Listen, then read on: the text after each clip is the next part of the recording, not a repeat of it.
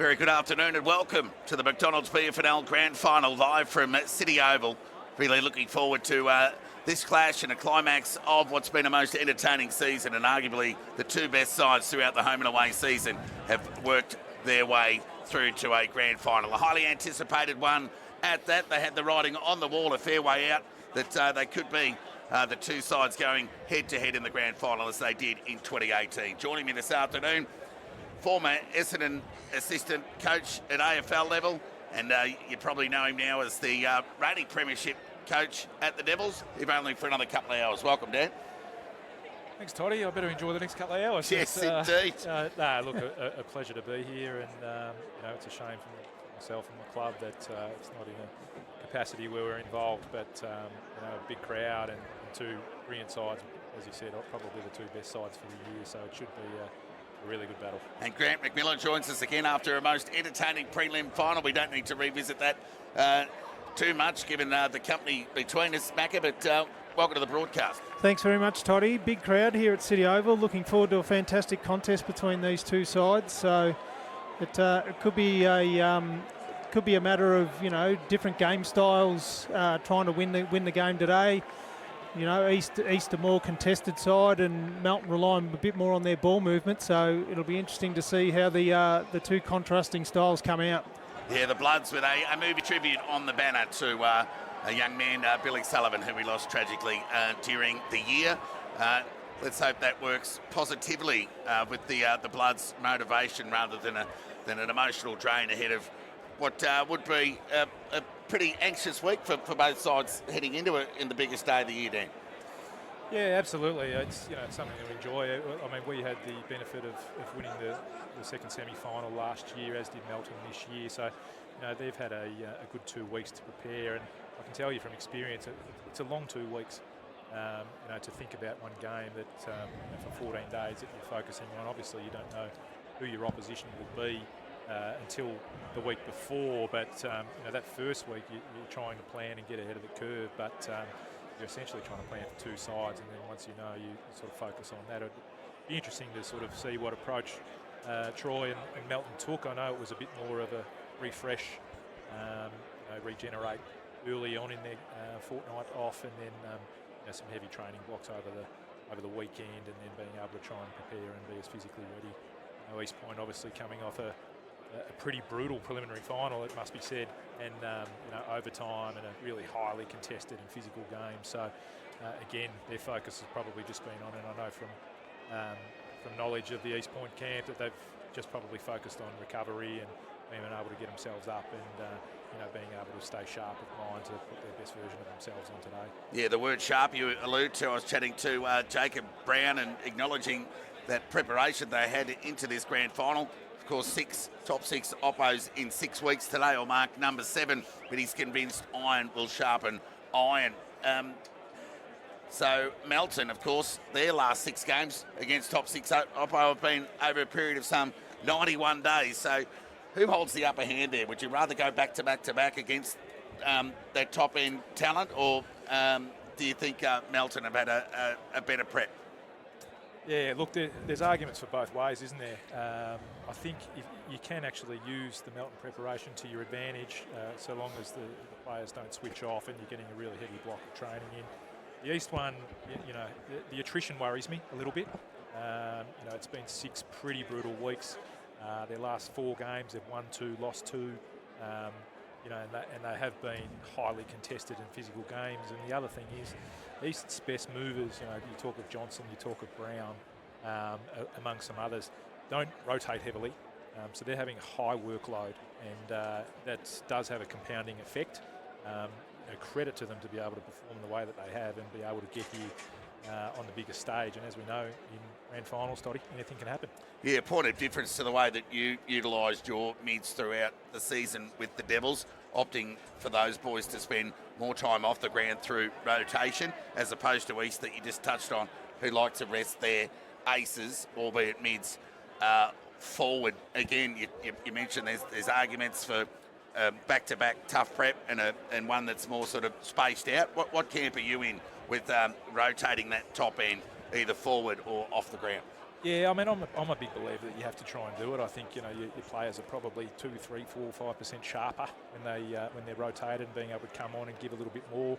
I think there's also the dynamic of having actually different looks around the midfield and injecting newer players with different attributes and different skill sets. It just gives you a little bit of a different dynamic around the contest. That's not to say that and it's a credit to Easton and probably Toddy Sporton with the fitness program that he does down there, that they've been able to manage that load and still impact in the way that they did. Matty Johnson was sensational last week, and as he has been all year, and didn't look like he's missed a beat. Although I did think he said during the week that it was the sorest he's ever pulled up. Now he's come back off a season up in Darwin too, so he's essentially played 40 games of footy this year. And that does take its effect at some stage, although he doesn't look like he's slowing down at the moment, Jono, but I know he's pretty sore. Yeah, the goal-kicking mids, East Point, they do have a point of difference over today's opposition. Of course, Matty Johnson with 24 goals, his brother Geordie with 30, and you make that reference to that top end with Matty having just won the Hendo ahead of Bewley, who just kicked the 18 goals this year, 33 last year. Could he have not had more impact if he had more time spent forward, Bewley, to hit the scoreboard? Yeah, look, he did spend a little bit more time forward last year, and that was by design. It's funny, I was speaking with Brett on the way up, and he was a bit disappointed he couldn't impact the scoreboard more. But, he probably spent 20% more game time around the ball this year. That was probably because last year we wanted to try and flick him forward and maybe shake off a bit of opposition that we're trying to around him. But what you'll find is that I think East Point's midfield, you mentioned Johnson with the 30 goals, and they actually rotate through their forward line. So they're spending 5-6 minutes as their spell instead of on the bench. They're spending it forward, or where they're still impacting, be that through scoreboard or having some good pressure to try and lock that ball in. So, I know Dodd, I know Jacko at times, and I know Matty Johnson will certainly rotate through the forward line. Mikic is really the only one that comes off, but he also spends some time down there, whereas other mids potentially be using the bench for that sort of rotation. Given your time spent at East Point as a player, and Macca, you're familiar with the Bloods, so more broadly, more holistically, just in a minute each before we have a quick break ahead of the preliminaries, albeit national anthem and so forth. Tell us a bit about the Melton Footy Club, Macca. Well, they've got a long and proud history, Todd, and they're a well-run club. Matty Kerr's the president, and leads a very good and hard-working committee there. And Troy came on board this year, obviously, and put his imprimatur on the playing group, and you can see the result by them being in the grand final today that's had. But from all reports, he's only just getting started in that regard in terms of what he's taught the players and what he's taken them through. They're a very well supported club, a club that travels as well. So they've got a great supporter base behind them, and they've rallied again here today. Obviously, they're going for the ultimate prize, and if you wanted people to rock up, you would expect it to be today. But they're a very consistently well supported club throughout the league, and most importantly, they're a senior club that invests very well in their junior club. Like when Melton won the flag 3 or 4 years ago, there was one player above 1 point. So, they really look to the future as well. Yeah, just Lockie Watkins. He was the only one that was above the 1 point getting around for the Bloods just a couple of weeks ago. Dan, I know you've got your Darley hat on now, but you spent quite a bit of time at East Point as a player. Before we get stuck into the preliminaries, the formalities, tell us a bit about the East Point Footy Club and what a day like today means to them. Yeah, look, obviously the amalgamation of sort of East Ballarat and Golden Point, and that probably took a little bit for the club to find its own identity a little bit, and it probably back through my playing days. I mean, I started in 06, we started to find that a little bit. We were unfortunate, we lost 2 grand finals there, but then Jake Bridges and that next group of really talented juniors that were coming through made up the nucleus of that side that was really strong and won premierships in 2018 and 2019. These are 2 really proud, strong clubs. You look at their results, East Point preliminary final last year, Melton won 2 premierships in the last decade, but also finished on top of won the minor premiership 3 years. Both really, really consistently strong performers, and it's a credit to the junior programs that both teams have in terms of being able to come through and retain that talent.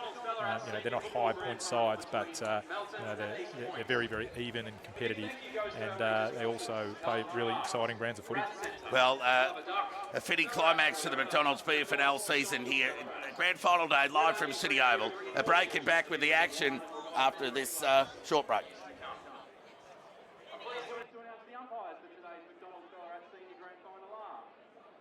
field umpires, Brendan Rasser, Jack Anderson, Adam Cole. Our boundary umpires, Joshua Rope, Angus Murphy, Riley James and Daniel O'Brien. Our goal umpires, Alan LeBaire and John Seary. And our emergency umpire today is Chris Jones. I'd now like to call the captains forward for the coin toss.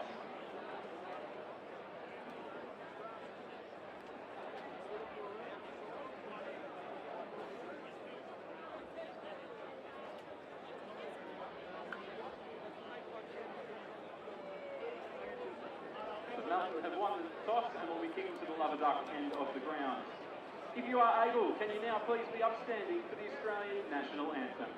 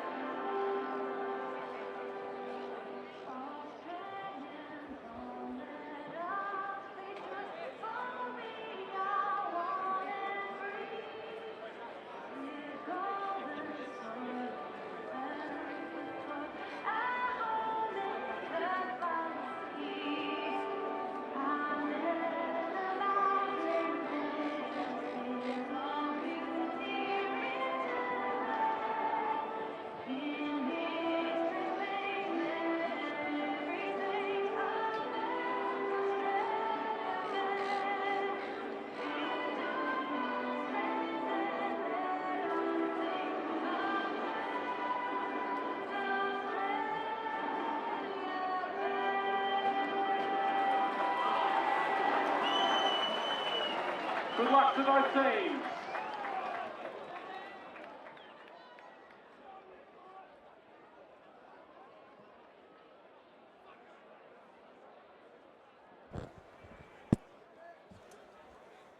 Welcome back to City Oval ahead of the BFNL Grand Final. Climax to what's been the most entertaining season. The two best sides in the home and away season. Just lost 3 games between them. Of course, Melton losing the one to East Point back in round 6.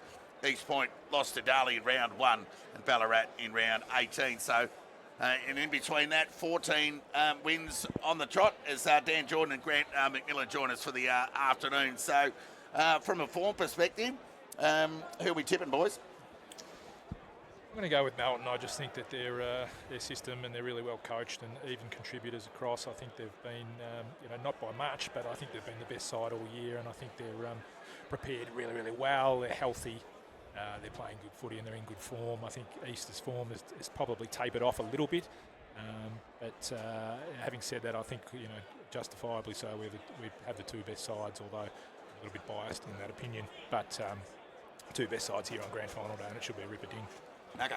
I'm with Melton, Toddy. I think it'll be a lot closer game than what most people think, but I just think the unknown factor is, what is the physicality of last week's game, and plus going into overtime taken out of East when it comes down to it, especially if it is a close game, especially with the running game that Melton play and, quick ball movement and quick transition. I think that in its own way can take its toll in the end. So, yeah, I reckon Melton probably between 15 and 20. The under-19 grand final completed earlier. Lake Windaree defeated East Point by 2 goals, and in the reserves, an upset of sorts, while East were quite a handy unit for the most part. Sunbury, their run came to an end in a tight one. So honours with Lake Windaree over East Point in the under-19s, and East Point with a win over Sunbury just by the 8 points. They came from behind to get it done. So 2 ticks for the underdogs heading in, but we're not making it a case. Well, we can make a case for East Point, but we think Melton are going to do enough to get it done. Yeah, at this stage. Just while we're on that, Toddy, I know we'll have plenty of people watching in on the stream, and we'll have plenty of people from overseas. Just want to give a shout out to a staunch Melton person, Bobby Heaney, and his wife Kylie over there in Marseille, France. Probably got a glass of red in front of them at the moment, but certainly hoping that their son Luke puts in a good performance today. So shout out to Bobby and Kylie. Interesting, Toddy. Jacko Merritt starting on the wing. Obviously very versatile, can play back, play forward, but hasn't played a lot of wing of late, but it's obviously something Carmo's prepared for. Siren underway. Tap one by McIntyre. First touch there to the reigning Edison medalist there in Matty Johnson. Hurried kick from Taylor, got it towards half forward. They concede by hand. Dodd got it to Merritt. As DJ just touched on ahead of the opening bounce, scramble opportunity for Walker. Now this is what they do so well, but the pressure was good there from McDougall. Rushed the kick. McPorg had a bit of it, spilt it. Ground level ball. Menino loves to kick the ball, and he went into the middle of the ground here. So the first time for the Bloods to get in their front half. Hickey's going to be important. They've got so many of them. Liam Carter tackled. Taken to the ground. Penalised for the first time. First free kick of the afternoon to Fraser. He'll come broadcast side.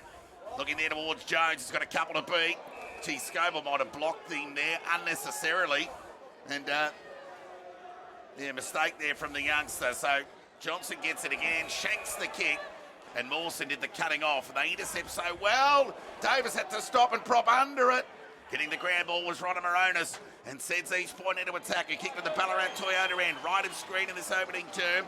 And McDougall, after that nice physical bump there, confidence up and about, took a nice grab and ran to 51. Ball goes across the face of goal. Players set themselves. Easter got numbers.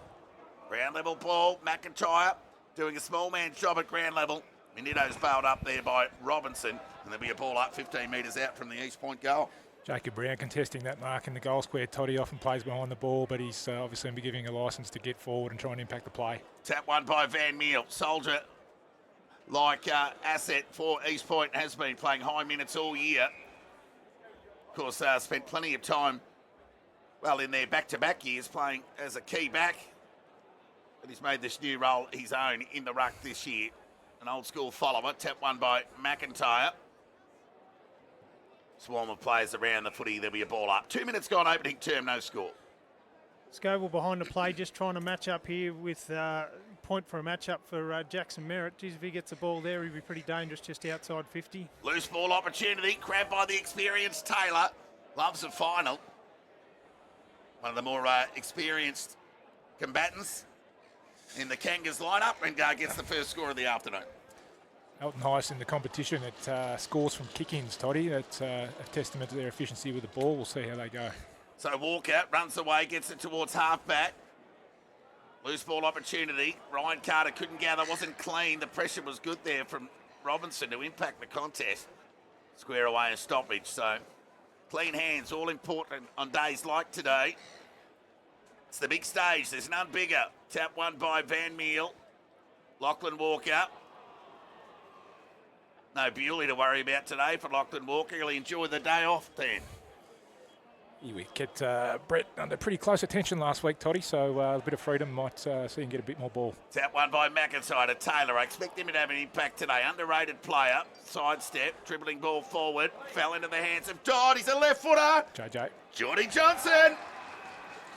What a dangerous player he is. And we were chatting in the car on the way up, Macca, and the importance of Melton to get this matchup right. I don't think, looking at the matchups that I did before the game, that they had a really good matchup for Johnson. He was really dangerous last week at times, and I think he needs, a player who can keep with him strength-wise as well, because he's not only mobile, but he's quite good overhead as well, and well centred by Dodd there rather than trying to kick the goal. The thing is, Macca, you don't want JJ getting his ball within the 20 metres. If he's going to get some ball, you want him doing it through the mid-arc. You know he's going to influence the game, but if he influences in the mid-arc, it's not as damaging as if he's going to be getting it from 30 to 0. Yep. So let off for the Bloods early. Geordie Johnson normally dynamite in front of goal. Riley Walker penetrating kick, got beyond half-back. Liam Carter couldn't gather. Ball knocked free over the line for a boundary throw-in. How's the crowd, boys, just to the naked eye? Looks like they're filling up, Toddy. I think I obviously didn't pay too much attention to the numbers last year. I was pretty focused on something else, but it looks as though that we're getting a good crowd in. It's a nice day up here after an initial rough forecast. Boundary throw-in to be McIntyre and Van Meel. No real advantage. Hickey wanted the hole, denied by the umpire. Interestingly, Toddy, East holding 6 forwards at these stoppages all year. They've generally brought 2 up, and that's been able to be manipulated from opposition sides to get what they want, but holding more of a true sort of forward setup with the 6 and only just 1 up a little bit high. Dan Jordan joining us right throughout the afternoon with all the insight, the coach's view. There's the throw-in, tap one by McIntyre. They're normally good around stoppage here at East Point. Of course, East Point and the Devils, the number 1 and 2 sides for clearance. It'll be the Bloods on this occasion. They go towards the attacking 50. Carter had it knocked away from him by Howard. Chance for Davis. Tries to get onto that left. He does in the end. Tumbles the ball forward to the hot spot. Braden Kite got a bit of it. Knocked away from him. Good pressure there from Fraser to usher the ball forward. Jeffrey gathered, just threw the ball onto the boot, hopeful rather than anything else. This is where it's really hard to get through Melton. Look at their numbers back and their defensive structure. You really got to take some care with the ball and use the whole width of the ground. So Taylor just does that. Went lateral. Kick was okay to Willems, who found Robertson. So he'll get onto that right boot. They go towards half forward. McIntyre at the back. Van Meel had front spot. Neither could impact the contest. Well, Van Meel ended up with ball in hand in the end. Awkward kick. Left foot inside 50. Geordie Johnson again. Looks like Heaney's gone to Geordie Johnson. Yeah, that's what I was talking about, Todd. He is strong overhead, this guy, and he's mobile as well. He's got a fairly vast toolkit, and that matchup just worries me a little bit. Yeah, well, two marks inside 50 in the first 5 minutes. You know, it's something you'd really be keeping an eye on as an opposition coach. Yeah. Well, it was only the want not to play at a high level that he's not there, because he just wanted to come back and play with his mates, given a stint at Geelong VFL. So to be Geordie Johnson right on 50. Plenty on the kick. They like it. First goal of the afternoon. The Ballarat Toyota in. To the X Factor, Geordie Johnson. What I really liked there, Toddy, we spoke about it. Melton had heavy numbers behind the ball, but East just built the ball up. They took a couple of shorts. They used a little bit of width, and then they were able to generate an inside 50 from it. So, you know, not rushing, not panicking, and playing in the fashion that Melton wants you to play to turn it over and then transition the other way. Given the sort of the length of this ground, DJ, it's probably more a lengthy ground than a wide ground. How important is it for the players to keep their width in that regard? Yeah, it is. And maximise it. Yeah, it's a good point. You really want to be able to maximise and make the ground big in offence. You want to make it as big as possible, and conversely, you're trying to make it small in defence. So, you know, it is a little bit longer, which means you can probably hold a little bit more depth, and that means you can get a few bit more hit-ups at the footy as opposed to those wide, which East did well on that occasion. No, Dan Jordan, Grant McMillan, Todd Whelan with you right throughout the afternoon. This McDonald's BFNL Grand Final. Vladimir Onis going to have an important role to play. Hurry kick out of the congestion there from Cairns. Went in direction of the man on fire, Geordie Johnson. Plies the tackle on Handley. Square away a stoppage and just gives him a reminder. I see that matchup has changed already. Now Riley Walker instead of Heaney. So Walker he just loves to get on his bike. Now he's going to be made accountable on Geordie Johnson. Geordie's playing a little bit deeper today. I don't know if that's by design. I think he's playing a bit deeper to have more impact in front of goal, so that might be something, a little tweak that Joe Carmody's identified could be a bit of a matchup for them. I think just his strength one-on-one, DJ, is a big factor too. And like I said, apart from Phillips, Melton really haven't got a big-bodied defender. Ground ball, knocked forward there by Sullivan. Shoveled out there by Jack Walker to no one in particular. Taylor started well. Kick let him down though. Turnover opportunity. Boundary line will beat them both, you'd think.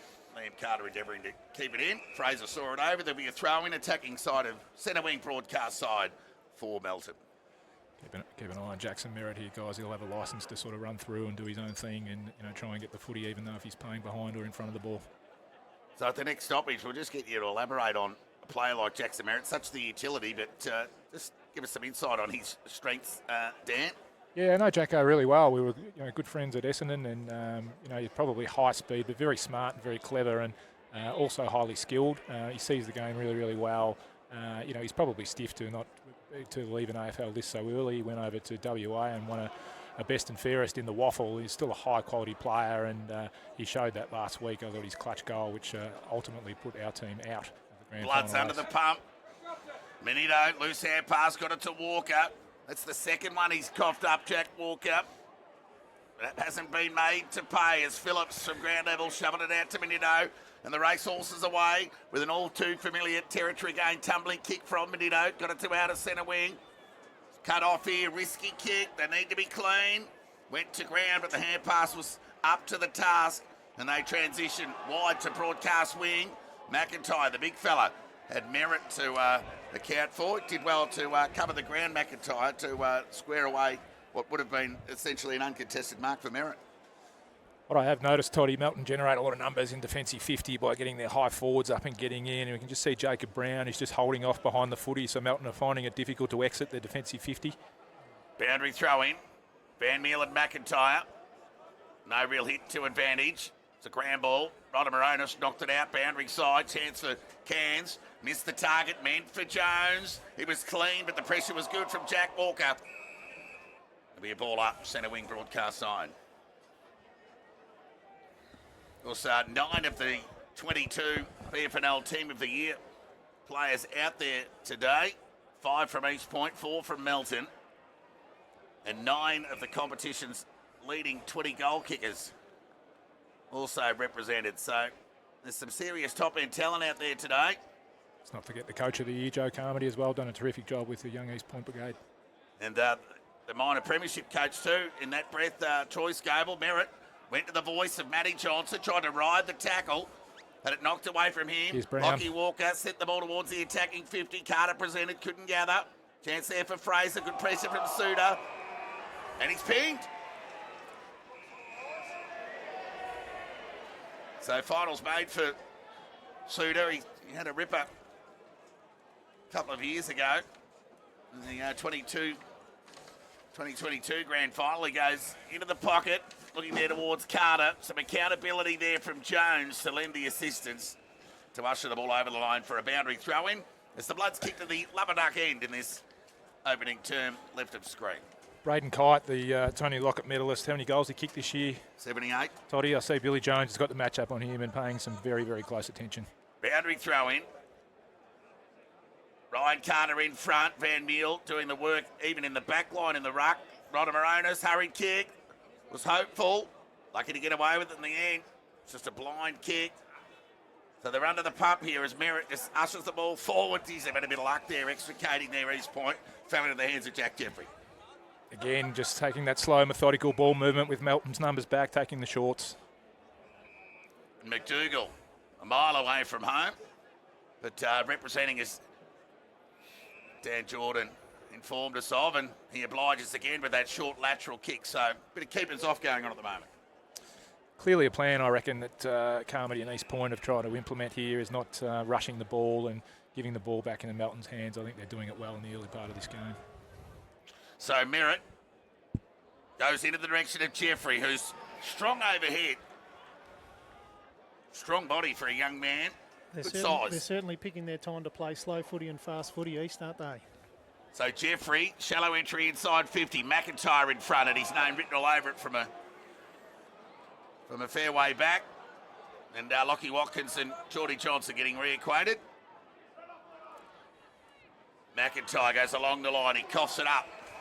So that's a bit of perceived pressure, maybe. Lazy kick. It's about his third mark in a minute, Jeffrey. What East are doing really well is taking away the corridor from Melton and forcing them long down the line to their numbers. You know, you can see McIntyre looking inside there, but nothing on. East defending really well, forced to go long to these point numbers, turnover. So Ryder Moronis, third place in the Henderson medal, goes forward to Geordie Johnson, who's started well with his third contested mark of the afternoon. He's not going away in a hurry. Looks like he's going to be a handful today, Macca. He is going to be a key player, Todd, as I indicated earlier on. You got plenty on. The kick went forward. Van Meel, the fly. Gee, he can cover some ground. The ruckman.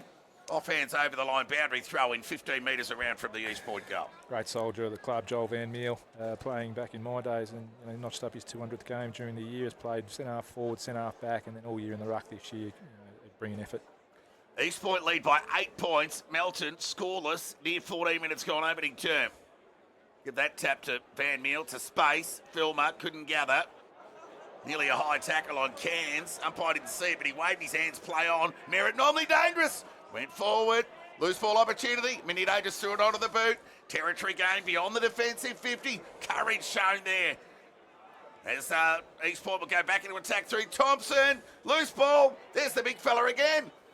Van Meel released the ball. And Taylor took too long, penalised.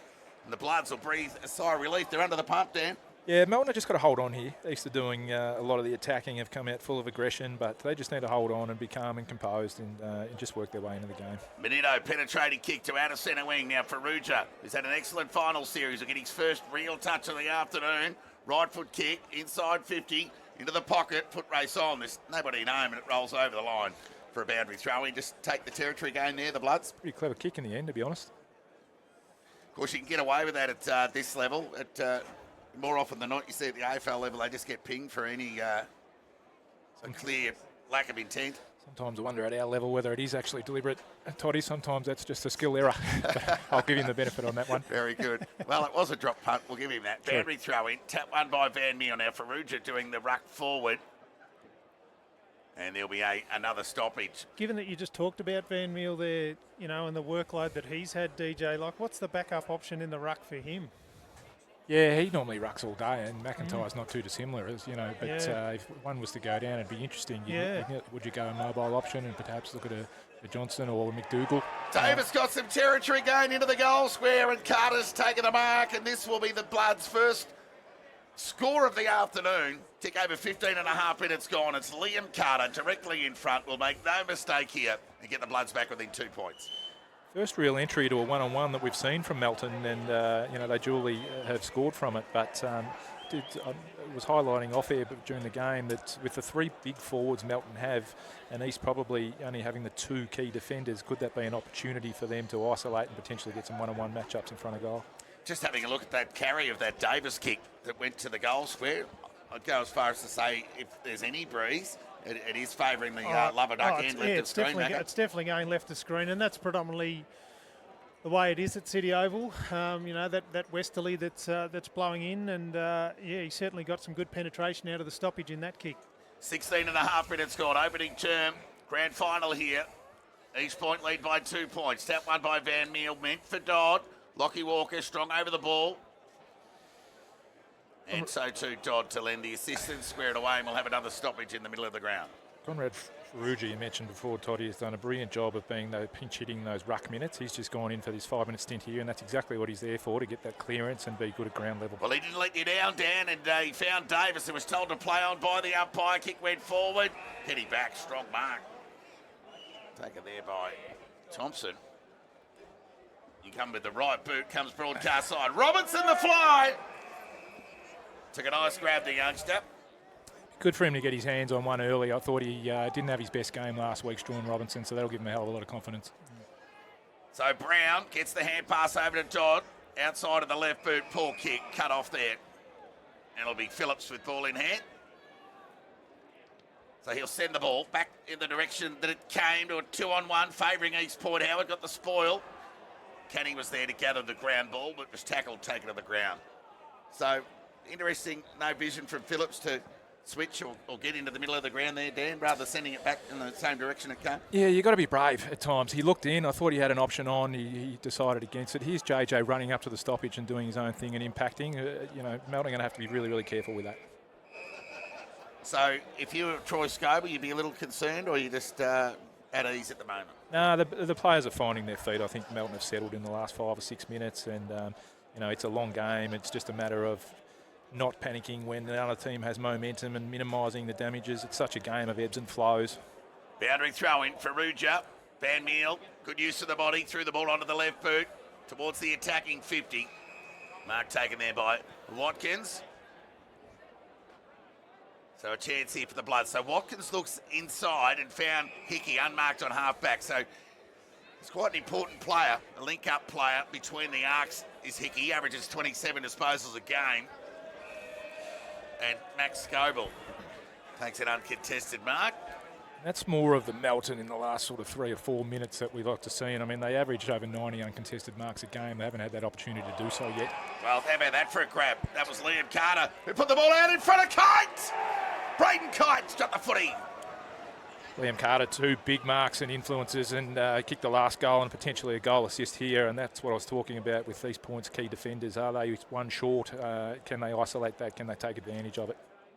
He's quite good on the lead. Macca plays nearly tall, such as his strength on the lead with the ball out in front. Yeah, he's very quick, Kite, but he's also very good mark overhead and a contested mark for his size. So, I mean, you know, if you've kicked 70-odd goals in senior footy in this league, you certainly know how to find the footy. So Kite from near directly in front, kicks on its way. This will give the Bloods the lead, but he's off to the right and through for a minor score. So, needless to say, tough matchup. Braden Kite, good in the air and dangerous at ground level, Dan.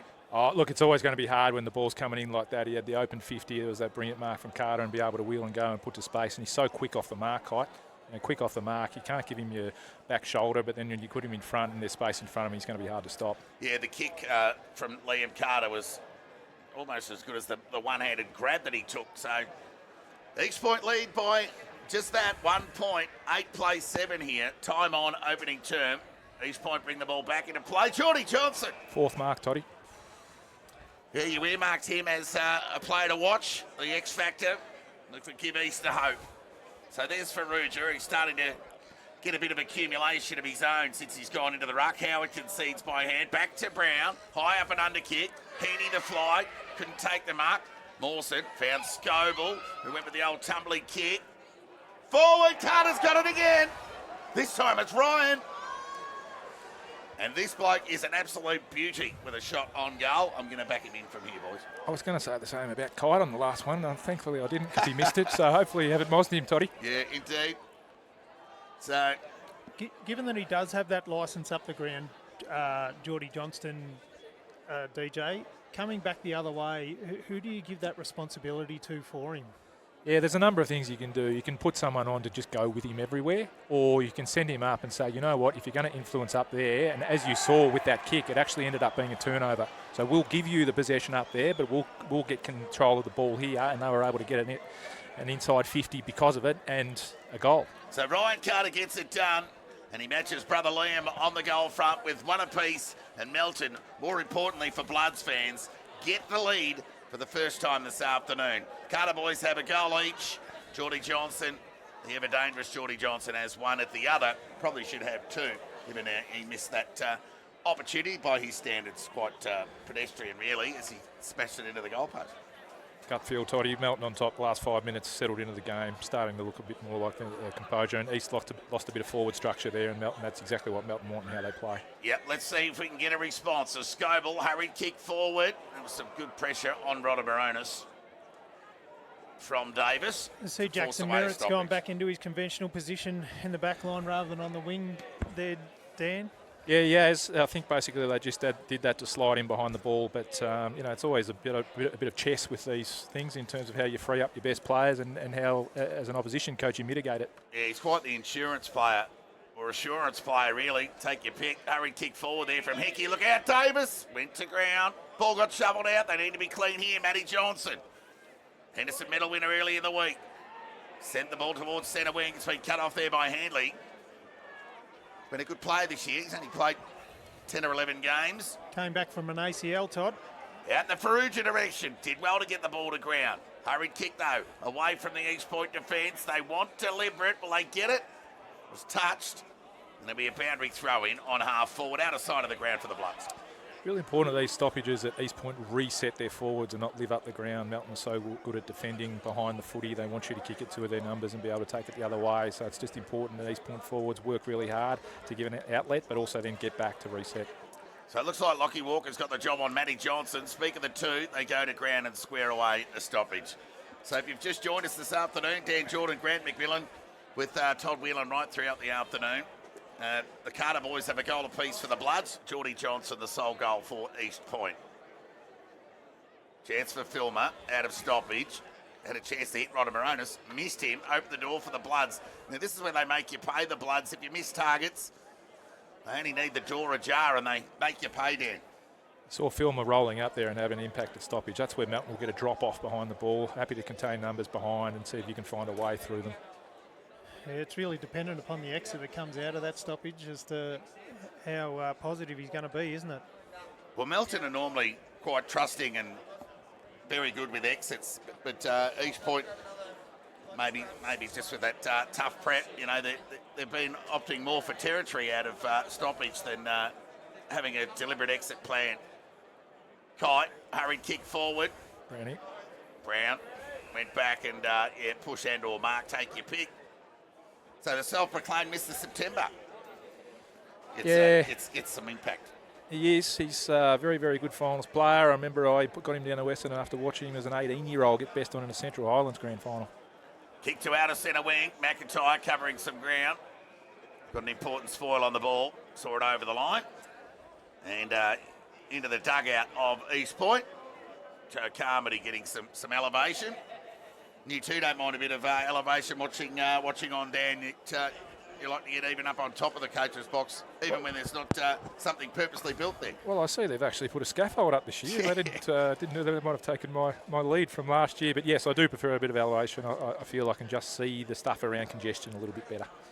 So at the high level, are you a man that prefers to be in the box or down at ground level? Well, given that I was never a senior coach at AFL level, I didn't really have a choice. I was always in the box. But when I was coaching at VFL level, it was a bit of a mixture of both, to be honest, Toddy. Here go the Bloods again. They're starting to look dangerous. Kick goes into the direction of Geordie Kite. Jacob Brown doing the mopping up will ensure it gets over the line.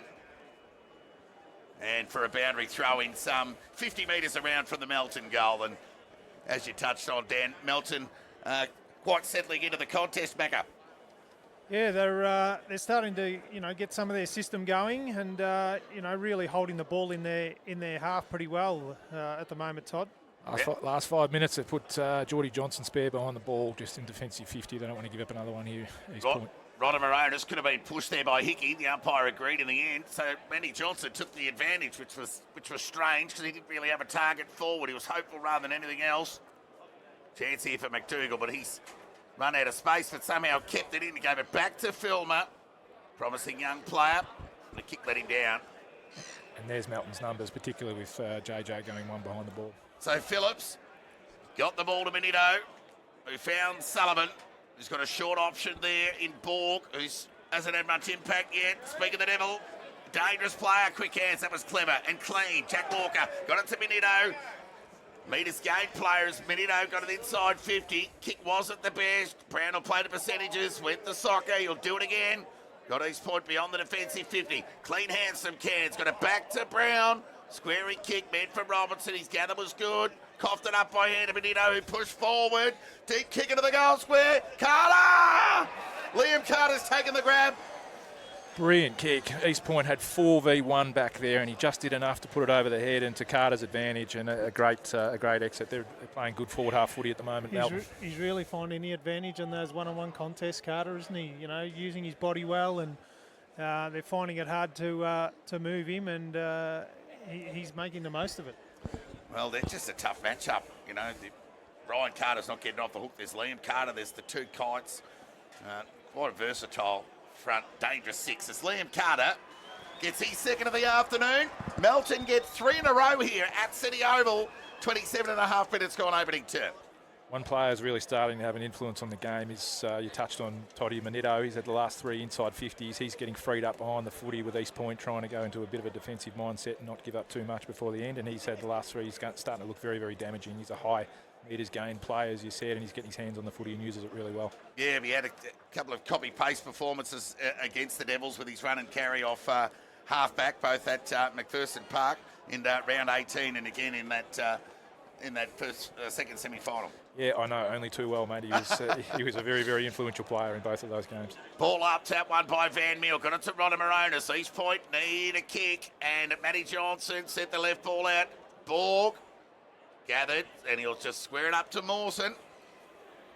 He'll look to move the ball. Overcook the kick. Open the door for Brown. Lower the eyes. Kick was good. Found Rodder Moronis. He's got an important role to play, especially deep in this game as he sends the ball forward. Out in the Robinson direction. Minito, man of the moment. Boy, that's poor no contest there when you've got numbers around the footy when you get a kick like that, isn't it? No, he had to take a short. Melton had +2 back. He had to use the ball laterally or just take a short. Minito went out the Davis direction. He went to ground, opened the door for Brown, who kept his feet. Tumbling kick, also got a horrible bounce. Favoured McDougall. Got it towards Jeffrey, who rode the tackle and got it back to McDougall. Umpires paid the mark. Even McDougall thought it didn't go the required. 15.1 metres. 29 minutes gone opening term. Wheels and goes onto the right boot and sends it in towards the goal square. Robertson at the back. Couldn't take the mark. Siren sounds, quarter time here. So after East Point had the opening 3 shots on goal, Geordie Johnson having 2 of those, as Stan Jordan touched on 10 minutes into that opening term, when asked of how Troy Scoble would be feeling. He said, they'll be just finding their feet, and that's what they've done. That's the way it's unfolded here, as Melton were able to get the upper hand and some better ball use than East Point, and they've kicked the last 3 goals of the game. and they lead by 11 points. 3-1-19. East Point 1-2-8. What was to make of that, Dan? Yeah, I thought, East Point came out pretty hard and did a lot of attacking in the first 10 minutes, managed to get a goal and a couple of points on the board, Macca, but I thought Melton steadied really well. I thought they controlled the last 15 minutes. They got back to that tempo footy that they had, being able to hold some numbers behind the ball, play some forward half footy, and when they were actually able to generate some entries to one-on-one to the likes of Carter and Kite, they were able to get some good scoring opportunities. So, settled in really, really well, and Scoble will be happy with where they're at quarter time. Do you think it's a bit of a plan with those entries for Melton, DJ, to try and isolate East defenders so that they get those genuine one-on-one contests? Oh, no doubt. Certainly having played against East last week, where it was a similar ideal from us in terms of trying to isolate the one-on-one matchups, and credit to East, they defended it really well, and we probably couldn't get that. But as we've seen in this game, I think Carter twice one-on-one, taking marks, Kite being able to get some space out and some good delivery. If they can get 4 or 5 marks inside 50, East Point are the highest in marks inside 50 team in the competition, and Melton at the moment are probably sticking with them in that sense, and that's probably been their ball movement, their isolation. Yeah. Well, guys, in front of a big crowd here in the McDonald's PFL Grand Final. A break, quarter time. It's Melton who lead East Point by 11 points.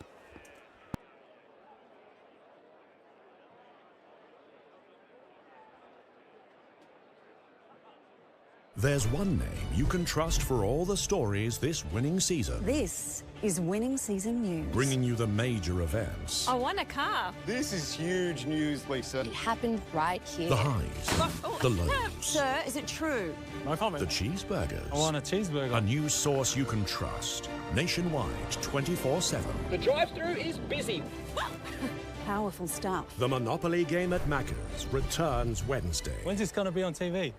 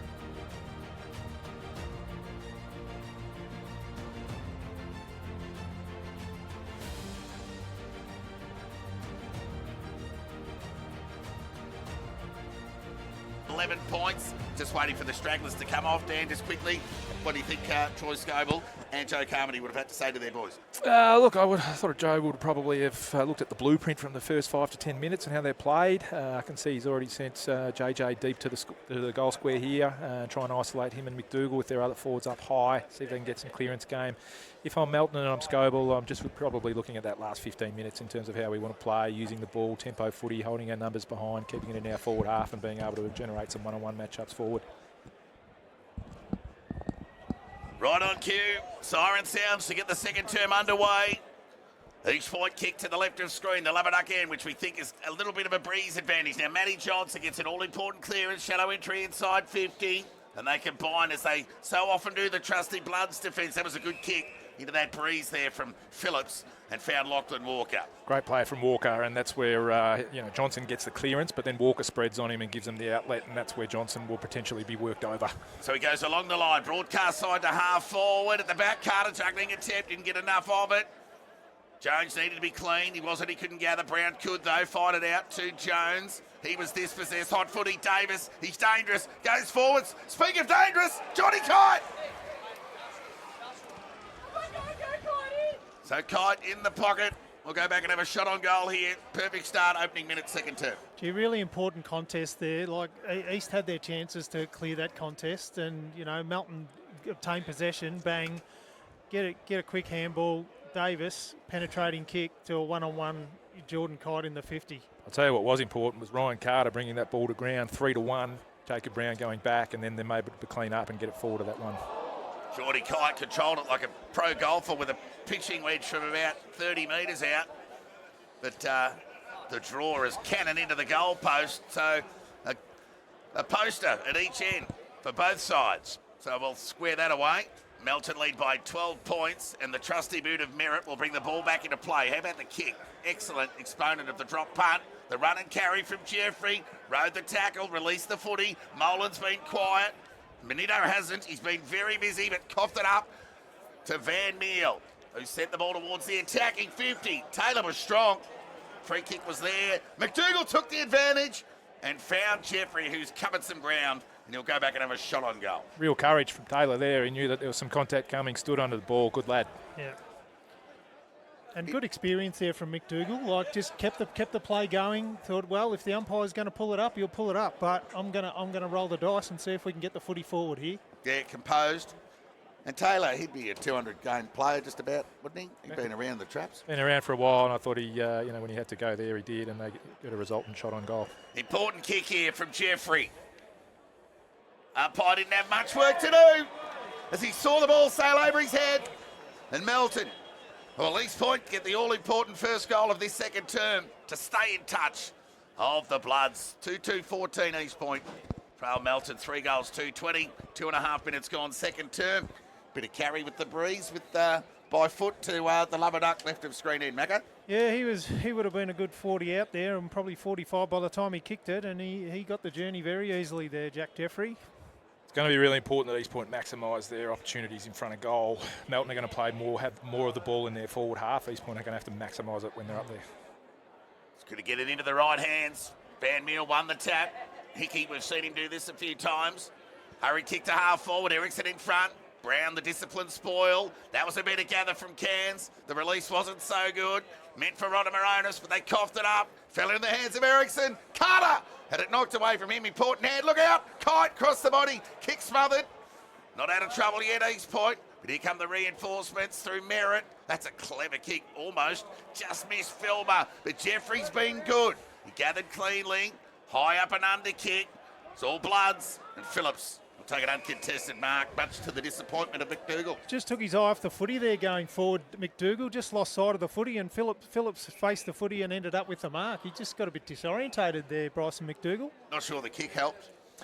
No, well, McDougall's really, really dangerous when he's getting back towards goal, and he took off there and thought that the East Point player up the field had a bit of space, but he had more pressure on him than he thought, so he got it just got out positioned. So Lachlan Watkins on true half-back for the Bloods. Normally a good ball user. Didn't let me down. Found Handley, who went lateral to outer side centre wing to Walker. This is where Melton are so good at using the whole ground in offence. So it's Riley Walker who's not in a hurry to cough it up with a territory gain forward, so he concedes back to Phillips. And as you said, Dan, they do it so well, so they go to half forward. They've always got that one back behind the footy for that lateral switch too, haven't they? Caddy was up to the task and took a mark on half back, and he'll look to go along the line. Look at that, it's gone from half back to half forward, if you don't mind. Taylor, the gather was good. Pressure, coughed it up. Jack Walker, short kick was good. Found Max Scoville, who marked unattended, can chip it over the top. Liam Carter, outstretched hand, not his first one-hander of the afternoon. But a mile away from goal, tumbling kick to half forward. Brown will keep the ball in front of him, do the disciplined defender thing and see it over the line for a boundary throw-in. This time at the feet of Troy Scoville at the Melton dugout. Geordie Johnson to be a bit filthy on himself there. He had back shoulder, the kick was to advantage. He crafted his man underneath the ball, and I reckon he just took it a little bit easy and allowed him to get that fingernail in. He should have swallowed that. Vision coming to you via the Red Onion Media Centre, the BFNL Match Centre. Ground ball, they'll square away a stoppage. So Melton led by 11 points at quarter time. Near 6 minutes gone second term. The goal to Jeffrey has narrowed the margin to 6. So we've got a game on here. Rodamaronis couldn't pick it up, didn't bend. Walker did, release the hand pass there away. You don't have to give the Bloods much. Hickey, cut off. Just reads the game so well when it's coming towards him, Brown, doesn't he? He does, and he doesn't pay much respect to his opponent, and that's deliberate, Macca. He just wants to fold off line of ball because if there's pressure around the source, invariably that's where the ball's going to be going. Yeah. I'll get a free kick here to Matty Johnson.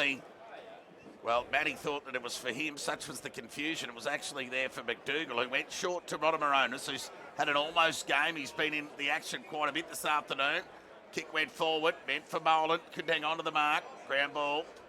There'll be another stoppage this time on half forward out of side of the ground for East Point.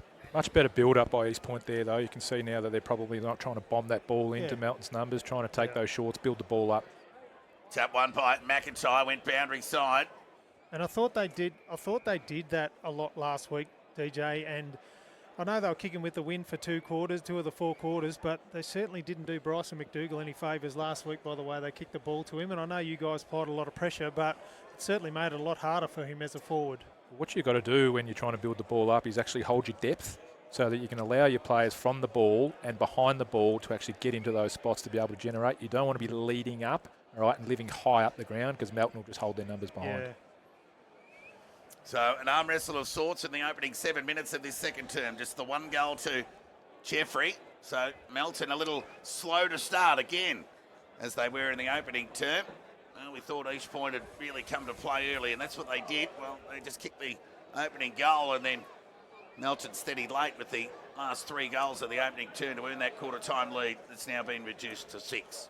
So McIntyre went short, and the Carters have been important in this opening half. Liam especially, and he went to half forward, found brother Ryan. Good call, Toddy. So he wastes no time, wheels onto the right boot, goes into the kite direction, strong hands. He's got it again. Now, in the event of this being a tight game, his 12 disposals, let's say that he has that many, are going to be crucial to Melton's fortunes. Yeah, of course they will. You have to maximise the opportunities. But the other thing with Kite when he's on the lead too, he's got quite a good leap when he jumps for the footy, and that makes it hard to spoil him as well. And he's one grab, Toddy. Yeah. He's one grab. That's 2 shots on goal for 2 points now for Kite. He'd be disappointed because he's normally very, very accurate. A let-off for East Point, but the margin extends, albeit to 7. 8.5 minutes gone. So took the best part of 15 or so minutes to kick their first of the afternoon, the Bloods, in the opening term. And time ticking away in this second term with no scoreboard impact. But they'll be happy with the lead, and Merritt so often goes to Brown in that uncontested pocket as the Bloods kick to the Ballarat Toyota end in this second term. How about that for a kick? Unbelievable kick. Brown found Geordie Johnson, who was on the same page as Brown. Kick was excellent. He'd have every reason not to think that was for him, Johnson, but the connection was terrific. It's good to see at this level. So Willems big-bodied young player. Right foot kick towards the attacking 50. McDougall was knocked off the footy cleverly by Heaney. Shark there by Canny. Hand pass from Taylor was intercepted. Good pressure from Phillips. He went to ground. Ronda Moronis kept his feet. Now he'll feed the ball out. Look out, Merritt. Quick hands, got it back to Ronda Moronis. Somehow got through the trapping. He's starting to have an impact. To a 2-on-1. Numbers prevail. And the Bloods, as they so often do, will repel through Handley, who found Watkins deep in the back pocket for the Bloods. And they're those entries I'm talking about, Toddy. The Melton wants you pressured, bomb the ball long into their numbers. Now they have possession. Now they can build up. What these Point need to do there is have another handball so that they can break the paint going inside 50 and or having a forward that recognises and can tick lead up and just take that short, having a shot from 35, 40 metres.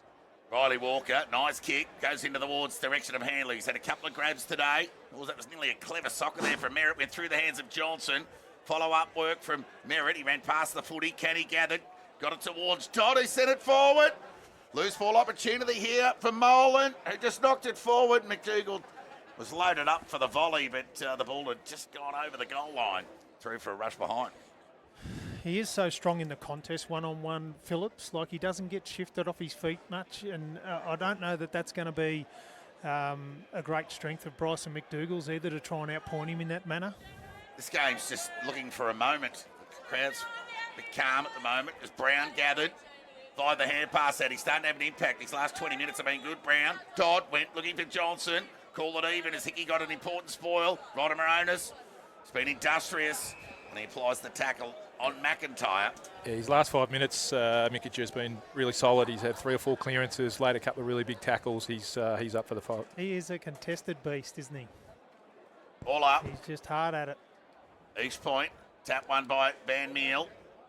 Gathered by Suter. Hurried kick, territory gain towards Carter. Good use of the body there by Howard. Evasive skills were good too. Set the ball forward. They just take a lot of marks in their back half, Melton, but on this occasion they're unable to do so. The umpires picked out a free kick, so they've coughed it up, the Bloods. Yeah, and Matty Johnson will take the free kick. He'll waste no time. Ran to 51. Set the ball forward. It's bending back, but not far enough and through for a minor score. I reckon that was a poor decision there from Matty. I think he needed to, we spoke about maximising opportunities, and East Point have had a good little 4 or 5 minutes here. They'd want to put another goal or 2 on the board before that flips over Melton's way, but I think that was a low percentage option. So Walker brings the ball back into play safely to Phillips. And he goes with the right boot. Beyond half-back, Farrugia the target, outpointed Brown on that occasion. Took a good mark, the youngster. 2-time interleague rep and barely played 30 games of senior footy. Right foot kick over the top was okay to Hickey. He'll just continue to run and run. So bit of pressure there from Brown on the kick, but the kick was okay. Davis dropped what he should have taken. Rebounded there by Merritt. The kick was okay and found Taylor, who went over the top, searching, hopeful for Johnson. Went to ground. Sullivan did the mopping up. Kick was poor in the end. Nearly found one of 4 East Point players. But somehow Borg, the racehorse, will gather and he'll take on Brown. It was pushed as he kicked there, Borg, with the umpire called play on. Spoil from Slater was okay. Borg kept running. Now there's a moment. Kick was covered well there by Howard. He got an important thump on the footy. Found touch over the line for a boundary throw-in. Bloods in attack. Carter again huge, bringing that ball to ground. 2v1. All right, it's just so important. Don't get anything on the stats sheet, Macca, but so important to be able to keep that ball in your forward 50. If you can't get that mark, you've got to bring it to ground for you. And, you know, Borg demonstrated that, you know, by getting in space and run and carry the footy. Caught over the ball, Walker had to shovel it out. Only as far as Matty Johnson will square away the stoppage. The interesting time will come when Borg gets the footy and is surrounded by players, because he has a tendency to take them on rather than give the first option. So it'll be interesting to see what happens if that situation unfolds. Sometimes be a good thing, sometimes be a bad thing. Tap one by Van Meel to Cairns, searching hand pass, get it out of the danger zone, and there'll be another stoppage. So low scoring affair here at City Oval. Breeze just favouring the Lubber Duck hand. Aiden Kite just going up to this stoppage, he'll get on the move. Both sides have missed a couple of opportunities. Probably 4 gettable chances, 2 apiece. Tap one there by Carter. Filmer just took his eyes off it at the last second. And Johnson at ground level will square away another stoppage, and the umpire whistle him in. You made that observation there, DJ. The thing that astounded me was that he actually had no one standing next to him. No at one the went with him. stoppage. His opponent dropped off defensive side, and if they could have got hands on it, it was Yeah. very dangerous. I think it's happening again here. So Carter and Van Meel, tap one by Carter to Johnson, kick across the body, got out the direction of Jeffrey. He's got a couple to beat, threw the ball onto the boot, territory gain, kept it in. Bloods have got loads of numbers behind the ball. Speaking of, well, it's a 3-on-3 now as the reinforcements arrive for East Point. Jack Walker knocked to the ground. Mawson went to soccer. Lucky to ricochet into ball because it was going out of bounds on the full. But East Point win the footy. And the kick only goes as far as Phillips, who's had some impact behind the ball today. This is the danger of playing Geordie Johnson really deep. That's generally where he's impacting the game, and then being able to get the ball out the back to Jeffrey or McDougall. All right, because he's playing deep, East Point are struggling to find that connector that's coming out of defence and through to their deep forward 50. McIntyre, tireless worker in the ruck, goes along the line, missed the target. Geordie Kite gave it towards Ryan Carter, who knocked it back to Geordie Kite. And once again, DJ, like Over we the talked line. about before, early in the game, before the game, that comes to the length of this ground as well. In terms of being able to, if you're looking for that deep entry, you're probably not getting that much territory as you normally would on a lot of other grounds in the competition. No, it's a good point, Macca. It is certainly a long ground, and if you can find yourself, and myself being a forward, found myself before on this ground, living too deep, as opposed to getting up, being able to impact, and then doing your work back towards goal. Yeah. Sullivan had it stripped from him, but was able to regain possession. The kick, hurried one at that, fell into the hands of Ferrugia, didn't go the required, said the umpire. Sooner arched the back, went from 65. Liam Carter in front, couldn't gather. Loose ball opportunity for Merritt, who's normally pretty sure by hand or foot, but this time he coughed it up. Right foot kick across the body Goal. from Walker. Jack Walker. It's an all-important goal for the Bloods. Their first of the term. It's taken them 16 minutes. And breaks a bit of a stalemate of sorts here at City Oval. Yeah, you can't control the whole game, Toddy, and that's what I was talking about. East Point had a really good 6 or 7 minutes there, but they weren't able to capitalise with some score on the board. Melton, when it becomes their turn and they get a little bit of momentum and had the last 3 or 4 inside 50s, they're able to generate and put one on the board, and that can make a huge difference in terms of the context of the game. Yeah. They had their hands on the footy there when the ball hit the ground out of that contest there, East, but just couldn't get an effective exit. So, well done to Melton on that forward pressure. So how do you think possession's split at the moment, Dan, in a percentage 50-50? What do you think? I think in this quarter particularly, East Point have had more of the footy. I think Melton have played a little bit more tempo, but Melton are happy to be able to do that. I think they ride momentum. I think they trust in their system and how the game's going to pan out, and that eventually they'll have their turn. So the young guard soil, Ericsson and Sullivan combine to Walker, who sent the ball forward. The umpire's picked out a free kick here for a hold. It's going to go to Ryan Carter. We go back and have a shot on goal here. Just too big and strong there, Carter. He took front position and he said, "Get around me," and he had to be erred against to try and shift him, and that's the resultant kick on goal. Yeah, the Bloods' defence, Macca, the Kangas' defence pleading with the umpire, but they've gotten away with that for the last couple of games. So it'll be Ryan Carter to join Brother Liam as the multiple goal scorers of the afternoon. And he threads the needle. And the Bloods, as they did in the first term, they get back-to-back quick goals. And they extend and they get some separation on the scoreboard. 17-point lead. In that situation, DJ, is there an instruction generally from coaches where a forward is really good in one-on-one contests that players surrounding that contest have got to find the opportunity to be that third man to try and impact that contest? Well, you do. You always want defensive support to be able to cover up. The problem is at the moment with East Point, with Merritt and Brown playing back, is that they are there to, particularly Merritt in particular, is to generate offence. And so often in a defensive position, you can find yourself in a poor position to be able to compete and give your teammates that hand and come off. Ryder Morona's got another clearance, set the ball inside 50. The umpire's picked out a free kick. It's going to go the Bloods' way. Going to go to Mawson, who retired at 18, a premiership player, come back this year. Surely more to do, given his age profile. Poor kick, exit kick from the Bloods. And East Point will look to impact here. Just not getting bang for buck for their weight of possession. Kick towards the attacking 50. Geordie Johnson could have been pushed, and he was.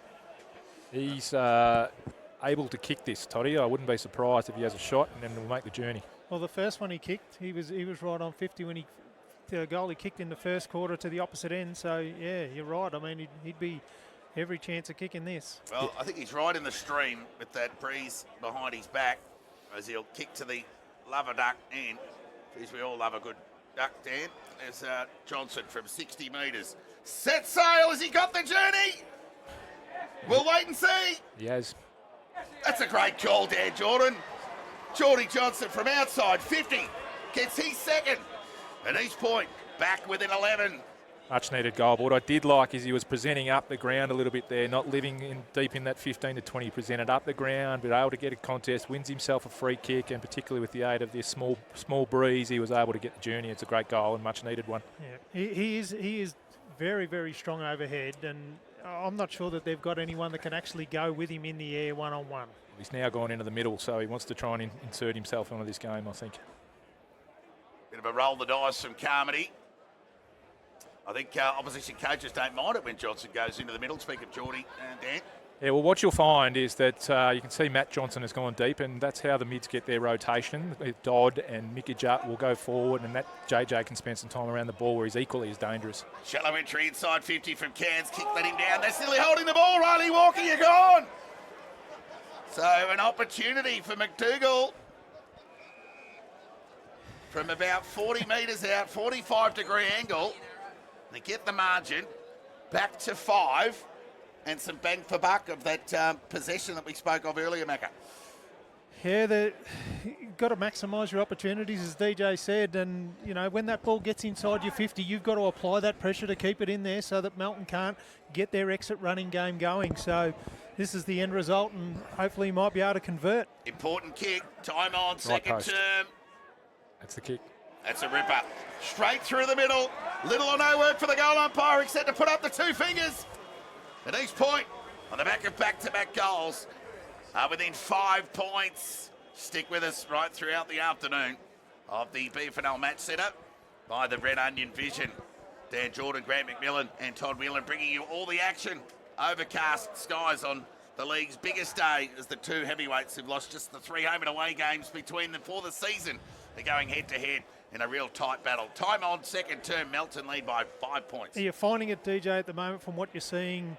Are you seeing 2 contrasting game styles? I was just thinking that, Macco, the East Point have won the last 3-4 clearances, right? Yep. That's their game. They want to win their clearance. They want to get it down to their forwards like McDougall and JJ and give them the opportunity to win one-on-one contests. That's how they've generated their last 2 goals. Yeah. Melton want to get those numbers behind the ball. They want to be able to turn the ball over and then, with their efficiency, be able to work the ball forward and be able to generate scores in that sense. Yeah. So Matty Johnson's gone deep forward as part of that rotation the boys were speaking of. Now Geordie Johnson, one of the hold. He's going to get it. Well, it was paid a trip in the end, so he'll waste no time. Penetrating kick to the danger zone. Players fly, good spoil. Gee, they're good at that, Melton. Look at that. They made that look so easy, Dan. That's exactly what I was touching on. Those long entries, that's what they want you to do, turn the ball over and then be able to spread and use their methodical ball movement going forward. The ball just didn't hit the ground as Sullivan with a high up and under kick to broadcast centre wing. Carter did well to square away that footy. Out the back, Kite goes in the direction of Carter. That's a hold every day of the week. As soon as you turn your back on the footy with an entrance like that, you're out of the contest, in my opinion. Like, he just turned his back straight away, Thompson, didn't he? I know I've said it a number of times, but Ryan Carter again, 3v1, bringing the ball to ground where Brown is trying to get off and impact, and then Kite gets the ball out the back and it's off to the races. It's going to be hard to defend that. Yeah. So Liam Carter for a chance at goal number 3.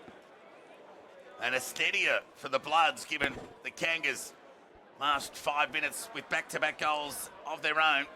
Melton can kick their 3rd for the term here. And he makes no mistake. He's an important player, Liam Carter. And he's been very important today. Goal number 3. And the Bloods, a steadying one. Troy Scoble, they needed that, Dan. They did. East had a good little patch there. And as we've spoken about, they were actually able to put some score on the board. So that's not going to be the first fluctuation that we're going to see today, but it's really important that sometimes against the tide, when you get an opportunity just to settle your team down, you can go back and compose and kick a timely goal.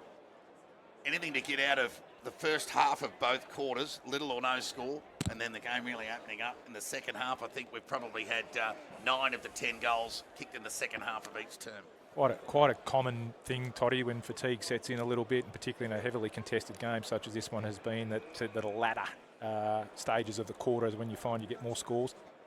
Looking forward to this next clearance. It's all important as we tick over 24 minutes into the second term. Melton lead by 11 points. Liam Carter with 3. Ryan Carter with 2. Filmer gathered, then coughed it up. Couldn't get an exit.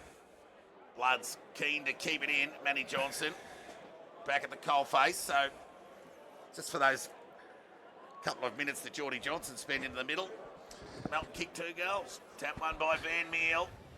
Jacko Merritt also gone forward to perhaps give a little bit impetus. It's always the risk your way up, whether he's so good behind the footy or whether you put him forward and try and pinch a goal. Thompson did well to knock the ball forward. Bit of strength, bit of body contact was good. And he's just knocked the little Ericsson TV there, and still a bit frustrated after that hold that was clearly there in that last passage that resulted in that Liam Carter goal. Important not to lose focus. Just keep dialed into what you're trying to achieve. It's not always going to go your way for the whole game, but just keep it over and win your moments. Boundary throw in. Tap one by Van Meel. Ron Baronis swooped on the footy. Couldn't quite gather cleanly though. Opened the door for Ryan Carter, who's been, well, Suter in fact, who was ferocious. DJ, given that Liam and Ryan Carter have kicked 5 of the 6 Melton goals, and you know, Braden Kite's the leading goal kicker in the competition, but he's only had a couple of possessions at the moment. How long before you maybe look at putting him in a different role to what he's in? In terms of Kite, or maybe taking him up the ground a bit. It's not a bad call, but he has had the 2 shots on goal. He's not a high possession player. Normally he's 7 or 8 kicks for 4 or 5 goals. He just needs to stick at what he's doing and work on his finishing. What he is doing is, because there's some attention being put into him, the Carter brothers are having a profound influence. Yeah. But a run up around the ball, or as a spare up around the ball for 5 minutes to get his hands on it, wouldn't hurt either. Yeah. Lockie Walker was strong there. He was taking care of Matty Johnson with one arm and trying to grab the footy with the other. The result in a stoppage on True Centre-Wing broadcast side. Because obviously he's a player that tends to impact games, but it's probably always got to be on his terms in able to do that, doesn't it? What Melton do really well is they actually play a forward system, right, as opposed to you're playing deep as you're playing here. So you can see now Kite's gone up higher, right? So he's coming up higher. They play a system. They like their matchups. They rotate through, as opposed to playing in true forward positions according to your personnel. They're almost in a U shape there in the forward line, aren't they? Yeah, well, they're setting up in their sort of 2-2-2 formation, 2 up high, 2 in mid-level, and then 2 deep. But what they are doing is they're mixing up positions with amongst their forwards, keeping their defenders honest, getting guys up high, and then putting some tools back, but then mixing it up. 3 goals apiece in this entertaining second term. Now Taylor with an important clearance. Handball give to Johnson. Oh, the kick was under pressure. Interesting, in that 2-2 in the forward line there, they've got a tall and a small on each line. So is that more so for in case there's a short entry, they've got, you know, someone who put ball hits the ground, or conversely with a deep entry as well? Well, what you'll see is, because Brown's had some influence, they're trying to take him deep.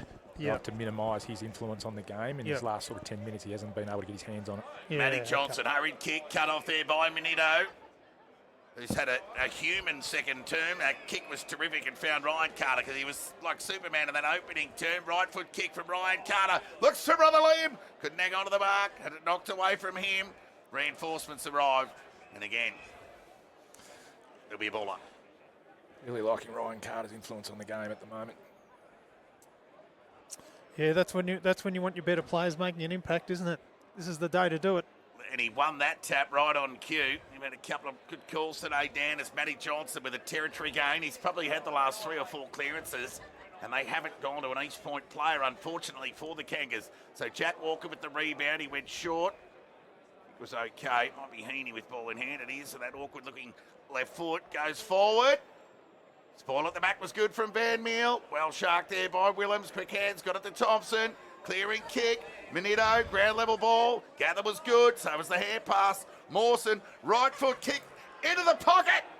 Suda had it knocked away from him. Not out of trouble yet, East Point. Here come the Bloods. Scoble went to ground, went out of the contest. Ericsson, high up and under kick. Look out, Liam Carter's all on his own. Open goal. Liam Carter's got 4. All right. How can that happen, DJ? It happens because Jacob Brown was his opponent, and it got drawn up towards the footy because he's not in a defensive mind frame. So Carter smartly stays out. They win it, gets out by himself, certain goal. Yeah, you touched on in the first quarter there, Dan, with all respect to Jacob Brown, he's the absolute star of the game. Sometimes he can get a case of the Wanderers. Well, you can't have one without the other, Toddy. You can't want him to Yeah. influence and Yeah. be able to come off. And he's Yeah. played a terrific game so Right. far, Brownie. But you have to take risks, and sometimes risk, those high risks reward. doesn't come off. Right, in that occasion that it didn't. But if I'm Joe Carmody, I'm trying to get Brownie to keep playing the same way and influencing the game. He's just got to know when to roll the dice, doesn't he?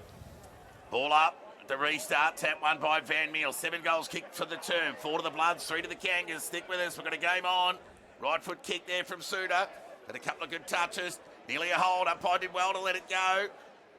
Sockering kick along the ground. Hickey couldn't gather. Johnson was good. Gathered. Sent the ball forward. Now look out. There's some dangerous Kangas floating about. But so too the defenders. Oh, loose ball. Merritt loves a goal. Went to ground. Quick foot up. hands. Got it over towards Dodd. Left foot kick across the body. Is missed to the near side. Melton player down here, Toddy. I can't quite see who it is, but it was a heavy contest. I think he came off the wing to come back, get some defensive support. Looks like Farouk. Is it? Lockie Farouk? Watkins. Lockie Watkins, smack up. Is it? Yeah. Courageous player. Right. Yeah, just threw himself into that contest, and I thought he could see the JJ 1-out matchup and sort of thought he might need to give a bit of hand, but in doing so has done himself some damage. Let's hope he's okay. Yeah. Can't quite point out whether it's a head knock or an injury, a lower leg injury. He's getting his way up Oh, now. no, he's in trouble. Yeah, this is a concussion. He's done for the day, Watkins. Yeah, Yeah, he he's is. done. He's not maintaining his Very balance groggy. there, is he? Yeah. Whoever wins today will be getting around like that about midnight tonight, I reckon. But that's how groggy he looked, Watkins. What a super player he's been to pick up from Melton South backer. He was. Here's a Melton South junior and senior player, and then went and played a bit of VFL footy down at Coburg, and came back to Melton. Speaking of Melton South, good luck them getting a mention on grand final day off to the Riddle League, and of course some big names getting thrown about. Might be venturing down the Panthers way. Have you heard anything on that, Macca? Oh, nothing concrete at this stage, Todd. I mean, you've got to wait until there's, facts come out a little bit. There's a lot of rumour going around at the moment, but would prefer to deal in the facts, I think. So, I'm sure there's, plans that are being made at the moment, but we've got to wait till it comes to fruition, I think. I think it's the right call going to the Riddle League for the Panthers, given where they're at, Dan. Yeah, look, they're just unfortunately, probably the demographic of Melton and the amount of people playing there, that's just been hard for them to be able to get up and compete in the manner which they want.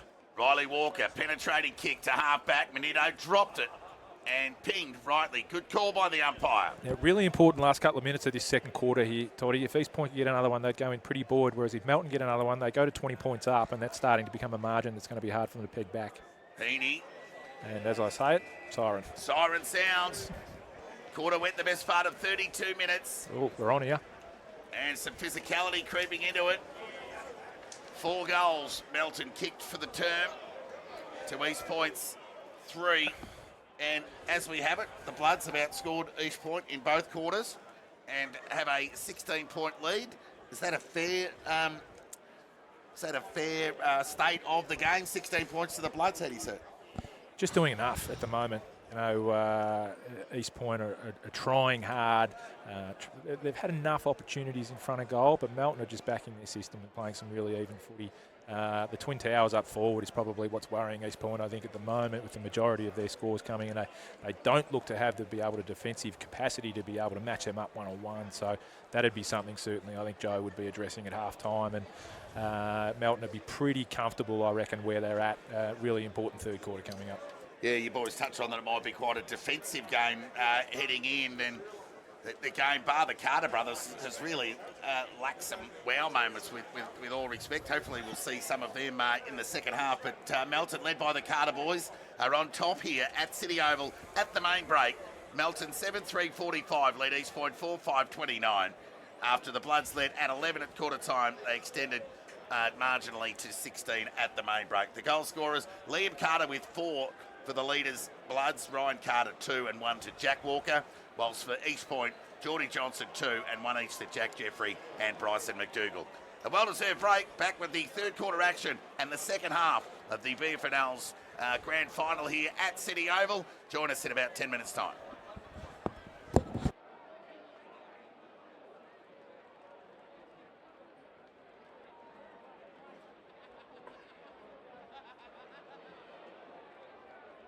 There's one name you can trust for all the stories this winning season. This is winning season news. Bringing you the major events. I won a car. This is huge news, Lisa. It happened right here. The highs, the lows, Sir, is it true?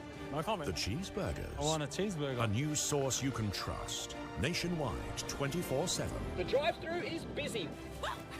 Powerful stuff. The Monopoly game at Macca's returns Wednesday. When's this going to be on TV? It's the Ballarat Football Netball League top 5 for round 3 of the finals. Kicking us off at number 1, it's the boys from East Point. A brilliant goal this in the end over the back. There's a foot race here, and you think it's going to be here from the pocket. That would have been unbelievable. But coming through was Strawn Robinson. He went mid-air, and great goal. Number 2, Billy Myers from Darley here. Are in two minds about going for goal or passing. Billy said, just give it to me. I'll give it a roost. Goes bang! A huge kick in the end. Number 3, Jack Jeffrey from East Point. This one's just classy, this. Got it here, just locked it inside 50, took on one. Then from that angle, if you don't mind. Number 4 says Jackson Merritt here from East Point, tucked into the pocket. Very, very tough angle, but he absolutely delivers. Let's have a look at this. Bang! And a great goal.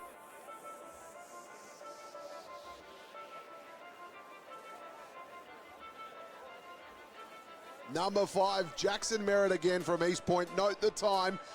About to tick into 30 minutes, 6 points down, clutch time goal, stands up, delivers for his team, sends it to overtime, and of course they go on and win their spot in this week's grand final.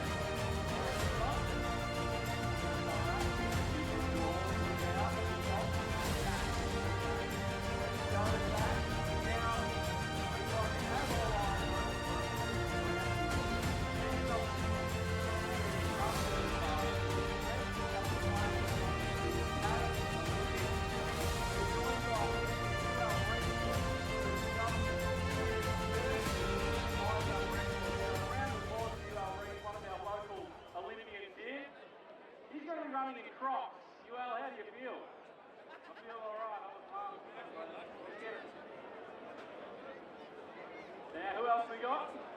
Ethan? Ethan, where are you from? Mount Clear, well represented, and? Mitch from the Polies. We've got a couple of other junior runners here.